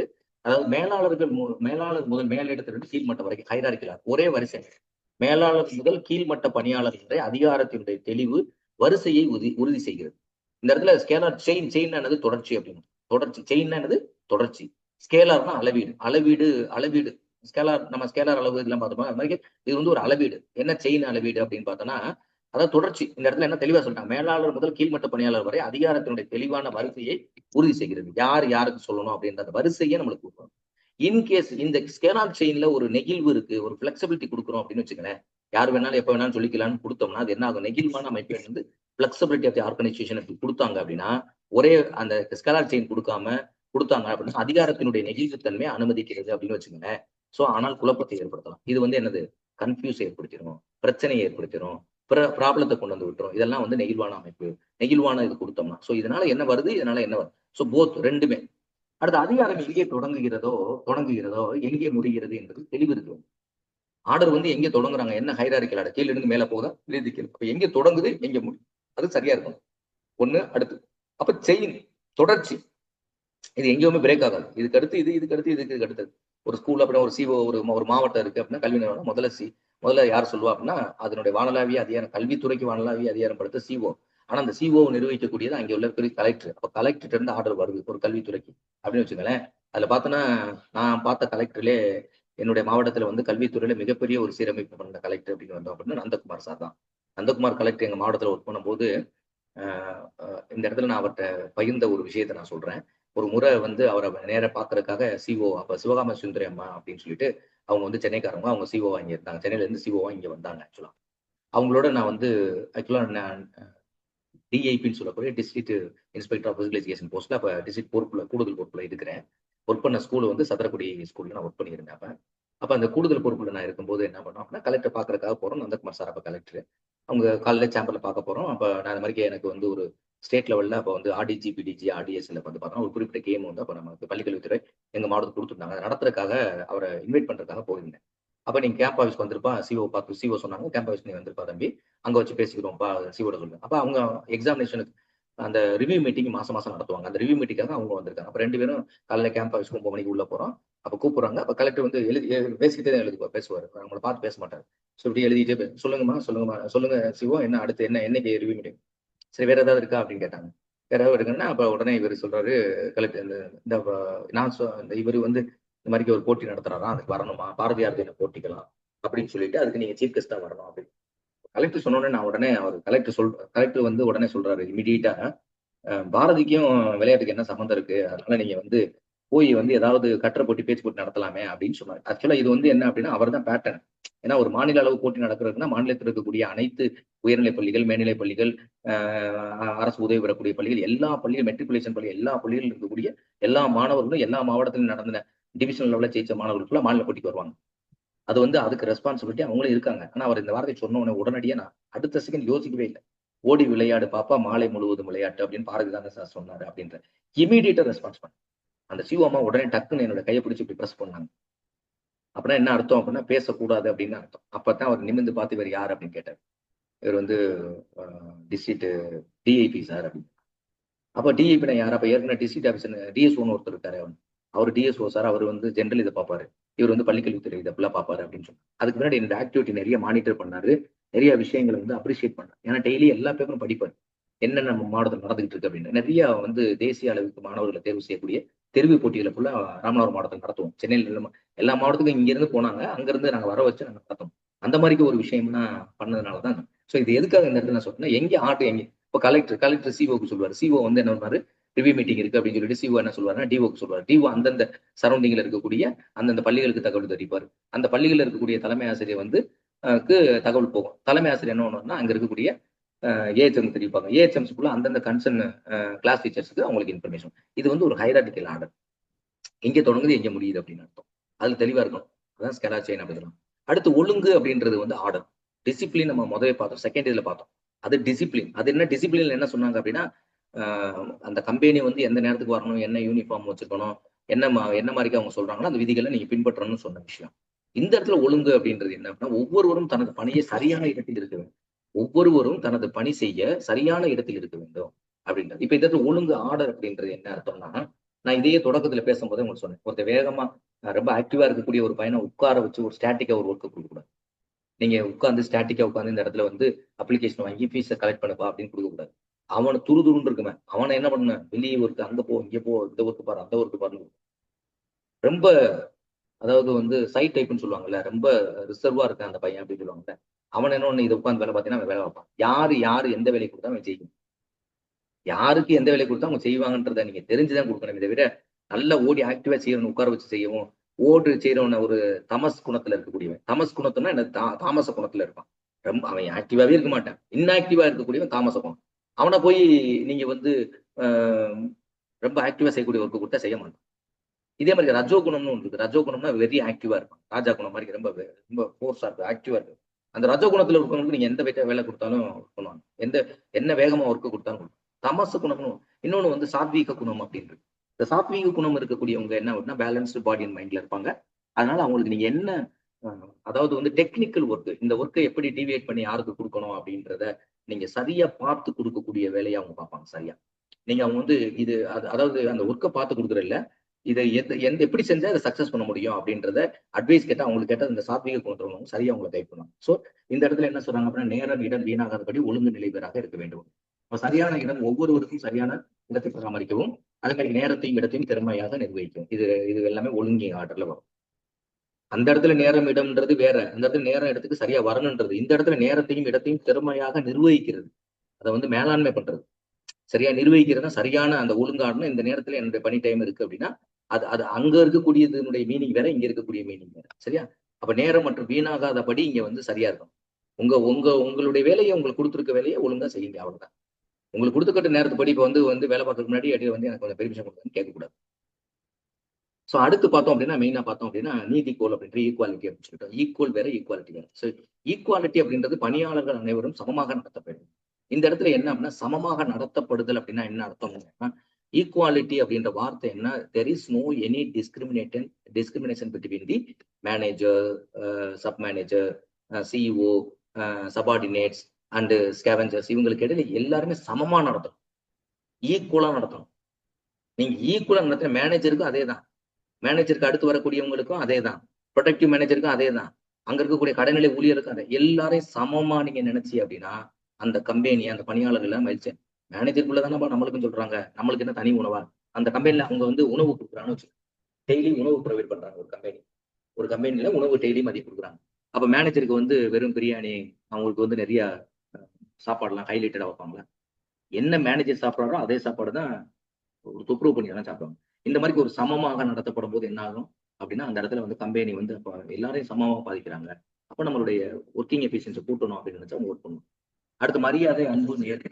எல்லாரையும் வந்து மரியாதையா நடத்தணும், அன்பா இருக்கணும், அன்பை விட ஒரு சிறந்த தெய்வம் எதுவும் இல்லைன்னு உலகத்துல சொல்றாங்க. அப்ப அன்பு இருக்கும்போது தான் இன்னைக்கு அன்பு எல்லா மக்கள்கிட்ட இன்னைக்கு மனிதர்கள்ட்ட ஆறறிவு ஜீவன்களுக்கு அன்பு வந்து நம்ம குறைஞ்சிட்டே வரும். இன்னைக்கு வந்து COVID-19 நம்மளுக்கு உணர்த்தும் போது COVID-19 எத்தனை பேர் வந்து யாருடைய நல்லா க்ளோஸா இருக்கக்கூடிய இறந்தவங்க கூட என்னமோ பாடியை நீங்க டிஸ்போஸ் பண்ணீங்கன்னு சொன்னாங்களே தவிர யாரும் போய் எதை பண்ணாங்க அப்படின்ற ஒரு இதை நம்ம எங்கேயுமே பார்க்க முடியாது. ஏன்னா அன்னைக்கு இருக்கக்கூடிய பெருந்தொற்று காலம். ஸோ அது மாதிரி அன்பு, அதே மாதிரி நேர்மையா இருக்கிறது. நேர்மை அப்படின்றது ரொம்ப முக்கியமானது. இதை கடைபிடிக்கணும் அப்படின்னு. ஸோ பணியாளர் நடத்தை எவ்வாறு மேம்படுத்துவார் பார்த்தா சமத்துவம். இந்த சமம் அப்படின்னு ஈக்குவாலிட்டிக்கு என்ன மீனிங்? இப்ப சமத்துவ உரம் அப்படின்னா என்ன? சமத்துவ உரம்னு ஒரு ஊர் வச்சிருக்காங்கன்னா அது சமத்துவ உரம்னு என்ன? எல்லாருக்கும் சமமான இது கொடுக்குறது அப்படின்றது பெரியாருடைய நினைவா வந்து சமத்துவ உரம் வச்சிருக்காங்க. சோ அப்ப வந்து இந்த சமத்துவம் அப்படின்னா என்ன? பணியாளர்கள் அனைவரையும் சமமாக நடத்துறது அப்படின்றது. இந்த இடத்துல ஈக்குவாலிட்டி அதான் சமம். சமம்னா வந்து வேற சமம்ன்ற அடிப்படையில் நீங்க எடுத்துக்கூடாது. எல்லாத்துக்கும் சமமா நடக்கும். சில பேர் பார்த்தோன்னா இந்த இடத்துல சமம் அப்படின்னா என்ன அர்த்தம்னா, இப்ப ஊதியம் கொடுக்கும்போது வந்து இவருக்கும் 50,000 கொடுக்கணும், அவருக்கும் 50. அது கிடையாது. மேனேஜருக்கு அவர் வேலை அவருடைய குவாலிஃபிகேஷனுக்கு அவருக்கு 50,000 சம்பளம் உண்டு. கடைநிலை ஊழியர்கள் வந்து ஒருத்தவங்க வந்து இருக்காங்க, ஸ்வீப்பர் ஸ்கேவெஞ்சர் இருக்காங்கன்னா அவங்களுக்கு வந்து அவங்களுடைய சேலரி அப்படின்னு பார்த்தோம் அப்படின்னா ஒரு 5,000 வாங்கலாம் மாசத்துக்கு. ஸோ அதுக்காக வந்து சமமா நான் ஊதியம் கொடுப்பேன் அப்படின்னு கொடுக்க முடியாது. ஏன்னா கலெக்டர் கொடுக்குற சம்பளத்தை வந்து ஒரு ஆசிரியர் கொடுக்க முடியுமா? அதெல்லாம் கொடுக்க முடியாது. அது வந்து அது வந்து என்ன அவங்க தேவையா இருந்துச்சு அவங்களுக்கு கொடுக்குறது அப்படின்றது இந்த பிரின்சிபல்ல சொல்லவே இல்லை. அவங்களோட தேவைக்கு ஏத்தாப்புல நீங்க கொடுங்க அப்படின்னா அப்புறம் சமமா நடத்துங்க, முதல்ல ஈக்குவாலிட்டி கொடுங்க. இன்னைக்கு எஜுகேஷன்ல equality of education, inclusive education வந்துருச்சு. அது ஊனமுற்ற, அதாவது மாற்றுத்திறனாளிகளா இருக்கட்டும், ஊனமுற்ற வார்த்தை பயன்படுத்தக்கூடாது, மாற்றுத்திறனாளி. ஸோ பிசிக்கலி சேலஞ்சடா இருக்கட்டும், மென்டலி ரிட்டார்ட் பீப்புள்ஸ் இருக்கணும், என்ன கேட்டகரியில வரக்கூடியவங்களா இருக்கட்டும், அவங்களா இருந்தாலும் சரி, ஆணினம் பெண்ணினம் அதுக்குள்ளேயும் வந்து இப்ப ஆணினம் பெண்ணினத்திலே சில கம்பெனில வந்து அந்த டிஸ்கிரிமினேட் பண்ணுவாங்க. அப்ப பாலினத்துல கூட அந்த வேறுபாடு இருக்கக்கூடாது அப்படின்றதான். அப்புறம் ஜாதி, மதம், இனம் இதை வச்சுலாம் வந்து அந்த வேறுபாடு இருக்கக்கூடாது அப்படின்ற சொல்லலாம். ஸோ பணியாளர் சமமா நடத்துங்க, மரியாதை, அன்பு, நேர்மை இதை கிடைக்கும். அப்ப நீங்க சமத்துவம் அப்படின்னா என்ன அர்த்தம்? எல்லாத்துக்கும் மரியாதை கொடுங்க, அன்பு செலுத்துங்க, அவங்க மேல நேர்மையா இருங்க. இதெல்லாம் பண்ணி அப்படின்னா ஆட்டோமேட்டிக்கா என்னது கம்பெனி குரோத் ஆகுதுன்னு அர்த்தம். அடுத்து பணி நிலைத்தன்மை அப்படின்றது வந்து ஸ்டெபிலிட்டி ஆஃப் தி டெனோர்ஸ் அப்படின்னு சொல்லக்கூடியது. இது வந்து பணி விசுவாசத்தினுடைய பணி. அதாவது வந்து முதல்ல ஃபர்ஸ்ட் திங் என்ன, பணியாளர்களுடைய நிச்சயமான பணி பாதுகாப்பு. ஒரு வேலைக்கு வந்துட்டோம் அப்படின்னா ஒரு வந்து 10 மாசம் அனுப்பிடுவாரு, இல்ல ஒரு வருஷம் அனுப்பிடுவாரு, இல்ல 6 மாசம் போயிரும் அப்படின்னா அந்த அந்த 6 மாசம் அவங்க வேலை பார்க்கக்கூடிய பணியை வந்து ஒன்றும் சாட்டிஸ்ஃபைடா பண்ண மாட்டாங்க. சும்மா போவாங்க, உட்காந்துருப்பாங்க, காலத்தை போய்கிட்டு சம்பளத்தை வாங்கிட்டு வந்திருப்பாங்க, அவ்வளவு. அப்ப வந்து பணி பாதுகாப்பு இருக்கு அப்படின்னா அவங்க எவ்வளவு இப்ப கவர்மெண்ட்ல நம்ம பணி பாதுகாப்பு. அதனால வந்து சட்டம் இருக்கு நம்மளுக்கு. தப்பான ஒருத்தவங்க மேல ஒரு சட்டத்தை தொடர்ந்தப்பட்டா நீதிமன்றத்துல போய் நம்ம வந்து அதை வந்து தப்பு அப்படின்னு நிரூபிச்சுட்டு உள்ள வந்துடலாம். ஏன்னா பணியாளர் பாதுகாப்பு சட்டம்னு ஒண்ணு இருக்கு. ஒரு அரசே ஒருத்தவங்க மேல வந்து தவறான நடவடிக்கை எடுக்க முடியாது. காழ்ப்புணர்ச்சி அடிப்படையில பார்த்தோன்னா காழ்ப்புணர்ச்சி அடிப்படையில் நிறைய மறிக்க கம்ப்ளைண்ட், பெட்டிஷன் இதெல்லாம் போடுவாங்க. அதெல்லாம் பெட்டிஷன் போட்டு இது பண்ணலாம் நம்ம வாழ்க்கையில பெரிய முன்னுக்குலாம் வந்துட முடியாதுங்க. அதை தடுத்துட்டு இருந்தாவே போதும். அதுக்கு வந்து ரெஸ்பான்ஸ் பண்ணோம் அப்படின்னா நம்மளுடைய டைம் வேஸ்ட் ஆகிட்டு இருக்கும். அவங்களுக்கு போய் ஏன் இதை போய் டைம் செலவழிச்சுக்கிட்டு இருக்கணும். அவங்க போடுறதெல்லாம் கண்ணுக்கே விட. எங்க அப்பாலாம் என்னை வந்து வேலையை சேர்க்கும் போது சொல்லிட்டு வந்தார். நான் 2005 கவர்மெண்ட் போஸ்ட் திருவாரூர் மாவட்டத்தில் அப்பாயின்மெண்ட் வலங்கைமான் அப்படின்ற ஒரு இதெல்லாம் ஹையர் செகண்டரி ஸ்கூல் அப்பாயின்மெண்ட் ஆனது. எங்க அப்பா சொல்லும்போது விட்டு வந்தார். எந்த பேனாவை எடுத்து பெட்டிஷன் எழுதாத, நீ வந்து படிக்கிற மட்டும் வேலை மட்டும் உன்னுடைய வேலையை மட்டும் பாரு. நீ எழுதுன அப்படின்னா உனக்கு பின்னாடி 10 பேர் எழுதுவான். அதனால இந்த இதை பண்ணு. இன்னைக்கு வரைக்கும் அதை நான் எங்க அப்பா சொன்ன விஷயத்த என்னுடைய வேலையில 20 வருஷம் நெருக்கி 19 வருஷம் அதுக்கு முன்னாடி பிரைவேட்ல ஒரு வருஷம் இருந்தேன். அதையும் சேர்த்து பார்த்தோம் அப்படின்னா பணி, ஆசிரியர் பணி அப்படின்னு பார்த்தோம் அப்படின்னா உயர்கல்வி, பள்ளி கல்வித்துறைலாம் பார்த்தா கிட்டத்தட்ட அரௌண்ட் டீச்சர் ட்ரைனிங் இன்ஸ்டியூட்ல ஒர்க் பண்ணது எல்லாம் சேர்த்து பார்த்தோம் அப்படின்னா எனக்கு அரௌண்ட் வந்து 20 இயர்ஸ் கிட்ட சர்வீஸ்ல நான் இதை தான் ஃபாலோ பண்ணிட்டு வரேன். ஸோ அங்க வந்து என்ன அப்படின்னா நமக்கு பணி பாதுகாப்பு இருக்கு அப்படின்றது நமக்கு ரொம்ப முக்கியமானது. அப்ப பணியாளர்கள் எளிதில் நீக்கம் செய்வது விரோதமாகும். பணியாளர்களை வந்து நம்ம நீக்கம் செய்யறதுன்றது வந்து எதிரான. அதுக்காக தான் பணியாளர் பாதுகாப்பு சட்டம் இருக்கு. இப்ப அரசு பணிக்கு வந்துட்டு இப்ப ஸ்கூல்ல வந்து பிரைவேட் ஸ்கூல்ல வந்து உங்களை நீக்கிறாங்கன்னா அதுக்கு என்ன விதமான விளக்கமோ, நீங்க எங்க போனாலும் எங்களுக்கு அவங்க சரிப்பட்டு வரலாங்க நாங்க நீக்கிட்டோம்னு சொல்லிடுவாங்க. நீங்க எங்க போனாலும் உங்களுக்கு அங்க வந்து சட்டம் கிடையாது, பாதுகாப்பு கிடையாது. ஆனா அரசு பணியில அப்படி கிடையாது. உங்களுக்கு நீக்கிட்டாங்கன்னா ஒன்றும் பிரச்சனை இல்லை. பாதி சம்பளம் போயிட்டே இருக்கும் 6 மாசம் வரைக்கும். 6 மாசத்துல அந்த பிரச்சனையை முடிக்கலையா அப்படின்னா அதுக்கு முழு சம்பளம் வராது. அதனால அங்க ஒன்றும் பிரச்சனை வராது. அப்ப பணி நீக்கம் செய்வது வந்து ஒரு விரோதம் அப்படின்றது வந்து நம்மளுக்கு பணியாளர் பாதுகாப்பு சட்டம் இருக்கு. அடுத்து வந்து இது இது வந்து என்ன பண்ண நிறுவனத்துக்கு விசுவாசத்தையும் உறுதியும் செய்யுது. நீங்க இந்த இந்த பிரின்சிபலை நீங்க கடைபிடிச்சு அப்படின்னா, அதாவது அவங்க பணியாளருக்கு வந்து ஒரு மனதுல வந்து நம்மளுக்கு இந்த வேலைக்கு வந்தோம் அப்படின்னா, நம்ம நம்ம நாள் நம்ம போற வரைக்கும் நம்ம இங்க வேலை பார்க்கலாம் அப்படின்ற ஒரு உறுதித்தன்மை அவங்களுக்கு கிடைச்சிச்சு அப்படின்னா, அவங்க கண்டிப்பா அந்த நிறுவனத்துக்கு விசுவாசமா இருப்பாங்க. விசுவாசின்னு சொல்லுவாங்க இல்லையா? விசுவாசி அப்படின்றதா இருப்பாங்க. சோ உறுதியையும் அவங்களுக்கு அளிக்கும். அதான் இங்க சொல்லியிருக்கேன். நிறுவனத்தினுடைய விசுவாசத்தை உறுதியளிக்கிறது. இந்த பணியாளர் இந்த பணி நிலைத்தன்மை வந்து இந்த நிறுவனத்துக்கு அவங்க வந்து விசுவாசி அப்படின்றத வந்து அவங்களுக்கு வந்து உறுதிப்படுத்தும். விசுவாசியா இருப்பாங்க. அது வந்து பணியாளருக்கு நிச்சயமான பணி பாதுகாப்பு இருந்தா மட்டும்தான் சோ பணியாளர்களை வந்து எளிதில் பணி நீக்கம் சொல்லி விரோதமானது அப்படின்னு நமக்கு தெரியும். இப்ப ஆட்டோமேட்டிக்கா வந்து அது நம்மளுக்கு சரியா. அடுத்து பார்த்தோம் அப்படின்னா திறன் திறமையுடன் முயற்சி செய்யும் சுதந்திரம், இனிஷியேட்டிவ் அப்படின்னு சொல்லுவாங்க. அவங்கவுங்களுக்கான ஃப்ரீடம்ஸை கொடுத்துரும். ஸோ பணியாளருடைய இந்த இடத்துல முக்கியமே என்ன அப்படின்னா, பணியாளர் திட்டங்களை முன்மொழிவதற்கு. இப்போ பணியாளர்னா அங்கே வேலை பார்க்கக்கூடியவங்க ஒருத்தவங்களும் ஒரு புதிய திட்டம் கொண்டு வர்றாங்க அப்படின்னா, அவங்கவுங்களுடைய திட்டங்களை அவங்க வந்து முன்மொழிவதற்கு வந்து என்ன அப்படின்னா, முன்மொழியதை வழிமொழின்னு சொல்லுவாங்கல்ல, அவங்க வந்து அதை சொல்றது முன்மொழிவதற்கு அதை வந்து அவங்க இந்த சுதந்திரம் வழங்கப்படும். ஒவ்வொரு பணியாளர்களுக்கும் அவங்களுடைய முன்மொழிவிற்கு, அவங்க சொல்ல வேண்டிய தகவலுக்கான இன்ஃபர்மேஷனுக்கான அந்த குறிப்பிட்ட சுதந்திரம் அவங்களுக்கு கொடுத்துருக்கணும் அப்படின்றது. அப்ப இந்த மாதிரி கொடுக்கும்போது அப்படின்னா இது அவர்களுடைய ஆர்வத்தையும் நம்பிக்கையும் அதிகரிக்கும். ஸோ ஒவ்வொரு பிரின்சிபல்லுமே நான் என்ன சொல்லிட்டு வந்தேன் அப்படின்னா, பிரின்சிபல்னா என்ன, அந்த பிரின்சிபல்னால எப்படி ப்ரொடக்டிவிட்டியை கம்பெனியுடைய பெர்ஃபார்மன்ஸை இன்க்ரீஸ் பண்ண முடியும், ஆர்கனைசேஷனுடைய பெர்ஃபார்மன்ஸை எப்படி இன்க்ரீஸ் பண்ண முடியும் அப்படின்ற அடிப்படையில் தான் நான் சொல்லிட்டே வந்தேன். அடுத்து பார்த்தோம், அடுத்த பிரின்சிபல்ஸ் வந்து ஒற்றுமை அந்த ஒற்றுமை ஆக்கம் அப்படின்றது எஸ்பிரிட்டி காப்ஸ் அப்படின்னு சொல்லக்கூடிய ஒரு வேர்டு. இது வந்து ஒரு டெக்னிக், அதாவது இந்த வேர்டை பார்க்கும்போது ஒரு டிஃப்ரெண்ட் வேர்டா இருக்கிறதுனால ஒரு டெக்னிக்கல் வேர்டு மாதிரி இருக்கானா இந்த வேர்டை கொடுத்து கூட கேட்கலாம். எஸ்பிரிட்டி காப்ஸ் அப்படின்ற வேர்டையே டைரக்டா கொடுத்துட்டு இதுல ஒரு மேல ஒரு கொஸ்டின் கேட்டுட்டு கீழே ஒரு 4-5 வேர்டு கொடுத்து இது எது ரிலவெண்டான வேர்டு கேட்கலாம். ஸோ பணியாளர்களுடைய ஒற்றுமையையும் அணுக்கத்தையும் உருவாக்கி மேற்பார்வையில முடிச்சு எப்போதுமே வந்து சில அட்மினிஸ்ட்ரேட்டர்ஸ் வந்து நான் நிறைய பார்த்துருக்கேன். 2 மெத்தடை யூஸ் பண்ணுவாங்க. ஒண்ணு என்ன பண்ணுவாங்க அப்படின்னா, 2 குரூப்பா வச்சுக்குவாங்க. தனக்கு சாதகமான ஒரு குரூப்பு, நம்மளுக்கு எதிரா இருக்கக்கூடிய ஒரு குரூப்பா வச்சுக்குவாங்க. 2 குரூப்பா வச்சுக்கிட்டு ஒரு தன்னுடைய வேலைய ஒரு குரூப் செய்யாட்டாலும் ஒரு குரூப் மூலமா அவங்க சக்சஸ் பண்ணிட்டு போயிட்டு இருப்பாங்க. இது வந்து ஒரு விதமான இது ஆக்சுவலா இந்த அணுகுமுறை தப்பான அணுகுமுறைன்னு தான் சொல்லலாம். நீங்க ஒரு ஒர்க்கர் இருக்கே அப்படின்னா, இப்போ உங்களுக்கு தெரிஞ்சவங்க, உங்களுக்கு பழக்கமானவங்க, உங்க சொந்தக்காரவங்க, இல்ல உங்களுடைய இனம் சார்ந்தவங்க ஒருத்தவங்க இருக்காங்கன்னா, அவங்கள மட்டுமே வச்சு நீங்க வேலையை பார்த்துக்கிட்டு இருக்கீங்கன்னு வச்சுக்கங்க, பண்ணிடலாம் அப்படின்னு நீங்க நினைச்சீங்க அப்படின்னா தப்புன்னு நான் சொல்லுவேன். என்னுடைய அனுபவத்துல. ஏன்னா இது வந்து அவருடைய ஹென்றி ஃபயலுடைய அனுபவமா இருந்தாலும் கூட, நம்ம பணி பார்க்கும்போது பணியில கிடைச்ச அனுபவங்கள்னு ஒண்ணு இருக்குல்ல, அந்த அனுபவங்கள வச்சு நான் ஆனா வந்து இன்னொரு ஒருத்தர் என்ன பண்ணுவார் அப்படின்னா, எல்லாரையும் கரெக்ட்டா பேலன்ஸ் பண்ணுவார். அது மாரி ஒரு பிரின்சிபல பார்த்தேன். எல்லாரையும் பேலன்ஸ் கரெக்ட்டா அவங்க சொல்றது இவங்க சொல்றது கேட்க மாட்டாரு. அவரா ஒரு முடிவு எடுப்பார். அவர் வந்து பணியாளர்களுடைய ஒற்றுமையும், அணுக்கத்தையும் உருவாக்கி மேற்பார்வை செய்யும். எப்பவுமே என்ன பண்ணா, ஒரு நல்ல அட்மினிஸ்ட்ரேட்டருக்கு என்ன முக்கியம்னு ஒரு மேலாளருக்கு, பணியாளருக்கு இடையில ஒற்றுமைய வச்சுக்கணும். ஏன்னா, அவங்க தனியா நீங்க ஒற்றுமை இல்லாம வச்சு நம்ம கொண்டு போகலாம் அப்படின்னு நீங்க நினைச்சீங்கன்னா, அது உங்க கம்பெனிக்கு நெகட்டிவா தான், உங்க நிறுவனத்துக்கு நெகட்டிவா தான் வந்து முடியுமே தவிர, அது நன்மைக்கு வந்து முடியவே முடியாது. அப்ப பணியாளர் ஒற்றுமைய நம்ம கண்டிப்பா வந்து இன்டியூஸ் பண்ணணும். ஸோ, அப்ப பணியாளர் ஒற்றுமை எவ்வாறு மேம்படுத்துவது? பணியாளர்களிடையே ஒற்றுமையை உருவாக்கணும். அப்ப ஒற்றுமை வந்து பலத்தை நிறுவுது. அப்ப பலம் நம்மளுக்கு ஒற்றுமையா இருக்காங்க, எல்லாரும் இருக்காங்க அப்படின்னா, ஒற்றுமையே பலம். த யூனிட்டி இஸ் ஸ்ட்ரென்த் என்பது இதில் அடங்கும். அப்ப ஒற்றுமையே பலம் என்பது வந்து எந்த பிரின்சிபல்ல சொல்றாரு அப்படின்ற மாதிரி இன்டைரக்டா இதை வச்சு கொஸ்டின் ஏன் வந்து ஒற்றுமை ஏற்படுத்துறோம் அப்படின்னா, ஒற்றுமை அப்படின்றது என்ன அப்படின்னா, அந்த கம்பெனியுடைய நோக்கத்தை நோக்கி போறதுக்கு எல்லாரும் ஒருமையோடு, ஒருமைப்பாடோடு, ஒற்றுமையாக இணைந்து இருக்கும்போது, அப்ப அந்த கம்பெனியுடைய ப்ரொடக்டிவிட்டியை நம்மளால இன்கிரீஸ் பண்ண முடியும் அப்படின்றதான். நான் கம்பெனின்னு சொல்றது வந்து என்னன்னா, அது தனிப்பட்ட கல்வி நிறுவனங்களா இருக்கலாம், இல்ல விளையாட்டு சார்ந்த நிறுவனங்களா இருக்கலாம், இல்ல ஒரு மேனுஃபேக்சரிங் பண்ணக்கூடிய யூனிட்டா இருக்கலாம். அப்ப அந்த கம்பெனி அப்படின்ற ஒரு நிர்வாகம் அடிப்படையில் தமிழ்ல சொல்றேன். ஸோ அதிகாரமும் பொறுப்பும், அத்தாரிட்டி அண்ட் ரெஸ்பான்சிபிலிட்டி அப்படின்றது. ஸோ இப்ப வந்து என்ன அப்படின்னு பார்த்தோம்னா, மேலாளர் அதிகாரம் பெறுகிறார் என்றால் அதற்கேற்ற பொறுப்பு ஏற்க வேண்டும் அப்படின்றது. என்ன அப்படின்னா, நீங்க வந்து என்னென்ன பொறுப்பு வைக்கிறீங்களோ, அந்த பொறுப்புக்கு தகுந்த ரெஸ்பான்சிபிலிட்டி இருக்கு. இப்ப எக்ஸாம்பிளா வந்து அதிகாரம், பொறுப்பும் சமநிலைப்படுத்த முடிவெடுக்கும் திறன் அப்படின்றது. முடிவெடுக்கும் திறன் அப்படின்னா, இப்ப எக்ஸாம்பிள் பார்த்தோம்னா, ஒரு தலைமை ஆசிரியர் வந்து ஒரு ஸ்கூல்ல ஒரு பிரச்சனை நடந்துருச்சு அப்படின்னு வச்சுக்கோங்களேன். அந்த பிரச்சனைக்கு வந்து ஒரு ஒரு பாலியல் குற்றச்சாட்டுல ஒரு ஆசிரியர் வர்றாரு அப்படின்னு வச்சுக்கோங்க. அந்த பாலியல் குற்றச்சாட்டுல இருக்கக்கூடிய ஆசிரியர் வர்றாரு அப்படின்னா, ஒண்ணு அவருக்கு என்ன, அவரை வந்து அந்த இடத்துல அத்தாரிட்டி, நம்ம நிறுவனத்தில் இருக்கக்கூடிய ஒரு குழந்தைக்கு இப்படி நடந்திருக்கு பாதுகாப்புனா, அப்போ உடனே அவர் என்ன பண்ணணும் அப்படின்னா, சட்ட ரீதியா வந்து இந்த தகவலை வந்து போலீஸ் ஸ்டேஷன்ல கம்ப்ளைண்ட் பண்ணி அவர் மேல நடவடிக்கை எடுக்கணும். இது அவருடைய அத்தாரிட்டி. அவர் எதுவும் செய்யணும். அவருடைய ரெஸ்பான்சிபிலிட்டி கூடாது. என்னன்னா வந்து அந்த என்ன நடந்தாலும் அந்த விளைவுக்கு அவர் தான். ஒருவேளை அந்த குழந்தை சூசைட் பண்ணுச்சுன்னா என்ன ஆகும்? சோ அப்ப வந்து அந்த அந்த அப்ப நீங்க வந்து என்ன அப்படின்னா, இது வந்து உங்களுடைய, நீங்க தட்டி கழிக்க கூடாது. இது என்னுடைய பொறுப்பு இல்ல. அப்ப வந்து கேட்பாங்க, நீங்க ஏன் வந்து அப்போ நிறுவனத்தினுடைய தலைவரா இருக்கீங்க அப்படின்னா, நான் அதை செய்ய மாட்டேன் அப்படின்னு அவர் சொல்றாருன்னா அது தப்பு. அவர் என்ன பண்ணணும், அந்த நிறுவனத்துடைய தலைவர் அது என்ன, அவர் லீவ்ல இருக்காரு, இல்ல ஊர்ல இருக்காரு, இல்ல சொந்த விசேஷத்துக்கு போயிருக்காரு அப்படின்னாலும் அந்த என்டையர் நிறுவனத்தில் நடக்கக்கூடிய யார்ட்டோ ஒருத்தர் பொறுப்பு போயிருப்பார்ல, அப்ப நடக்கக்கூடிய எல்லாத்துக்குமே அவர் தான் பொறுப்பு. அப்ப விளைவுகளுக்கும் அவர் தான் பொறுப்பு. அப்ப இந்த இடத்துல என்ன பண்ணா, அதிகாரம் மட்டும் இல்ல, அதற்கு இணையான பொறுப்பும் உதவி செய்ய வேண்டும். நீங்க என்ன அதிகாரத்துல இருக்கீங்களோ, உங்களுக்கு கொடுக்கப்பட்டிருக்க அதிகாரத்தை நீங்க பயன்படுத்தணும். இப்போ உங்களுக்கு ஒரு வகுப்பறைவு கொடுக்கப்பட்டிருக்கு. உங்களுடைய ஒரு பீரியடு நடக்குது, 4வது பீரியட் நடக்குதுன்னு வச்சுங்களேன் காலையில. 4வது பீரியட்ல நீங்க போய் அங்க கரெக்டா உங்களுக்கு கொடுத்த பாடத்துல போய் கிளாஸ் ரூம்ல தூங்காம, இல்ல வகுப்பு ரெஸ்ட் அறையில ஓய்வறையில ஆசிரியரோட ஓய்வுல தூங்காம கிளாஸ்ல போய் பாடம் எடுக்கணும் முதல்ல.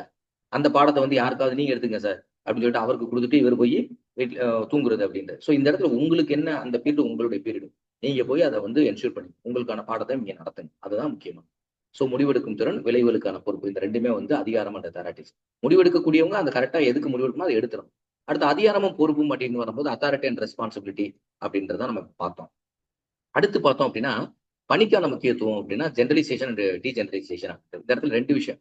ஒண்ணு மையப்படுத்துதல், அதிகாரத்தை வந்து மையப்படுத்துறதுன்னு சொல்றது. இன்னொன்னு அதிகாரத்தை பரவல்படுத்துதல் அப்படின்னு சொல்றது. ஒண்ணு மையப்படுத்துதல், இன்னொன்னு பரவலாக்குதல். மையப்படுத்துதல்னா என்ன, பரவலா இப்ப மையப்படுத்துதல் அப்படின்னா மேலாளர் அதிகாரத்தை வைத்திருப்பதன் மூலம் கட்டுப்பாடு மற்றும் பொறுப்புணர்வு உறுதி செய்கிறது. இப்ப வந்து எதுனாலும் வந்து மேலாளர் தான் முடிவெடுக்கணும் அப்படின்னா அந்த இடத்துல என்ன நடக்கும் அந்த கம்பெனில, அங்க வந்து ஒரு கண்ட்ரோல் இருக்கும். ரெண்டாவது கண்ட்ரோல் இருக்கும். இன்னொன்னு என்ன, பொறுப்புணர்வு அங்க இருக்கும் எல்லாத்துக்கும். ஆனா பரவலாக்கம் எல்லாரும் எல்லாம் செய்யலாம் அப்படின்னு நீங்க கொடுத்தீங்க அப்படின்னா பணியாளர்களுடைய அதிகாரத்தை பகிர்வதன் மூலம், இந்த படத்துல பாருங்க, பணியாளர் அதிகாரத்தை பகிர்வதன் மூலம் குழு ஈடுபாடு மற்றும் புதுமையை ஊக்குவிக்கிறது. ஆனா பரவலாக்கம் செய்யும் போது ஒரு பாசிட்டிவ் இருக்கு. டீஜெனரலைசேஷன்ல இன்னைக்கு இருக்கக்கூடிய லேட்டஸ்ட் என்ன அப்படின்னு பார்த்தோன்னா, டீஜெனரலைசேஷன் அப்படின்றது வந்து அதிகார பரவல் அப்படின்னு சொல்லுவாங்க. அதிகாரிய பரவல், ஒரே அதிகார குவியல் இருக்காம நம்ம சொல்லுவோம்ல, இந்த டெமோக்ரஸி லீடர்ஷிப்ல சொல்லும்போது டெமோக்ராட்டிக் லீடர்ஷிப்னு சொல்லுவோம். இந்த டெமோக்ராட்டிக் லீடர்ஷிப்லாம் பரவலாக்கத்துல வர்ற மாதிரி எல்லாத்துக்கும் முடிவெடுக்கும் போது அவங்களுக்கு அதிகாரம் இருக்கு, அவங்களுடைய தகவலை சொல்லலாம். ஆட்டோகிராட்டிக் லீடர்ஷிப் அப்படின்றது என்னன்னா, நான் எடுக்கிறதா முடிவு, அதுதான் மையப்போக்குதல் அப்படின்னு. ஆனா மையப்போக்குதலை பொறுத்தளவு ஒரு அட்வான்டேஜ் இருக்கு. என்னது, கட்டுப்பாடா இருப்பாங்க, பொறுப்பு உணர்வோடு எல்லாரும் வேலை செய்வாங்க. ஆனா பரவலாக்கம் வரும்போது பரவலாக்கத்துக்கு ஒரு அட்வான்டேஜ் இருக்கு. என்ன அறுவலை பகிர்வதன் மூலம் குழு ஈடுபாடு. அப்ப எல்லாருக்கும் நம்மளுக்கு வந்து பொறுப்பு இருக்கு அப்படின்ற அந்த உணர்வு வரும்போது எல்லாரும் இதை ஈடுபட்டு சரியா கொண்டு போகணுன்ற அந்த ஈடுபாடு இருக்கும். மற்றும் புதுமை ஒரு இனோவேஷனாகவும் செய்வாங்க. இதை வந்து இப்படி செஞ்சா கொஞ்சம் நல்லா இருக்கும் அப்படின்ற மாதிரி அந்த இனோவேஷன். அப்ப ரெண்டுமே நம்மளுக்கு வந்து ஒரு சரியானதான். சோ மேலாளர் மற்றும் பணியாளர் இடையே அதிகாரத்தை எந்த அளவு மையப்படுத்த வேண்டும் என்பது சரியாக தீர்மானிக்க வேண்டும். தேவைக்கேற்ப அதிகாரத்தை பயன்படுத்த சில விஷயங்கள்ல நீங்க வந்து மையப்படுத்துதல் அப்படின்னு சொல்லக்கூடிய சென்ட்ரலைசேஷனை பின்பற்ற, சில இடத்துல பரவலாக்கம் அப்படின்றத முடிவெடுக்கும் போது நீங்க பரவலாக்கத்தை கொண்டு வரலாம். ஆனா செயல்படுத்தும் போது அதை வந்து மையப்படுத்துற மாதிரி கொண்டு வரும். சோ இந்த மாதிரி நீங்க ரெண்டு விஷயத்தை நீங்க பின்பற்றலாம் அப்படின்றது. சோ இதுதான் வந்து அவருடைய 14வது பிரின்சிபல். சோ 14வது ஹென்றி ஃபயல் அப்படின்றவருடைய 14வது பிரின்சிபல். சோ இந்த அடிப்படையில இது வந்து ஒரு காம்ப்ரிஹென்சிவ் வீடியோ அப்படின்னு சொல்லுவோம். ஸோ வீடியோனுடைய டைம் லாங் டைம் தான். ஆனா வந்து நீங்க கம்ப்ளீட்டா வந்து ஒரு பிரின்சிபலை பத்தி, அதனுடைய மீனிங்கை பத்தியும் பிரின்சிபலை பத்தி நீங்க தெளிவா தெரிஞ்சுக்கணும் அப்படின்னா இந்த ஒரு வீடியோவே உங்களுக்கு போதுமான அளவு எல்லா தகவலையும் ஓரளவுக்கு வந்து மேனேஜ்மெண்ட் ஓரியன்டா இன்டைரக்டா கேட்கக்கூடிய எல்லா கொஸ்டினுக்குமே இதனுடைய புரிதல் இருந்தாவே ஒவ்வொரு விஷயமும் அந்த நிர்வாகத்துல இந்த சொன்ன 14 செயல்பாடுகளையும் சரியா செஞ்சா அந்த நிர்வாகம் வளர்ச்சி பெறும். அந்த நிறுவனம் சிறப்பா இருக்கும். அது தலைமை ஆசிரியரா இருக்கலாம், இல்ல முதல்வரா இருக்கலாம், கல்லூரி முதல்வரா இருக்கலாம், சிஓவா இருக்கலாம், டிஓவா இருக்கலாம். எல்லாத்துக்கும் இந்த பிரின்சிபல் தான். ஸோ இந்த அடிப்படையில இன்றைய பதிவை நான் நிறைவு செய்து கொள்கிறேன். ஒருவேளை இந்த வீடியோ உங்களுக்கு பிடிச்சிருக்கு, உங்களுக்கான கான்செப்ட் கிடைக்குது, எக்ஸாமினேஷன் நாங்கள் ஆன்சர் பண்ண முடியும் அப்படின்னு வந்துச்சு அப்படின்னா சேட் பாக்ஸ்லையும் நீங்க வந்து அதுக்கான கமெண்ட் கொடுங்க. ஸோ அந்த கமெண்ட்ஸ்ல உங்களுக்கு எப்படி புரியுது அப்படின்றத மறைக்க உங்களுடைய கமெண்ட்ஸ் கொடுங்க என்பதை கேட்டுக்கொண்டு நான் இந்த பதிவை நிறைவு செய்து கொள்கிறேன். தேர்வில் வெற்றி பெறுவதற்கு உங்கள் அனைவருக்கும் வாழ்த்துக்கள்.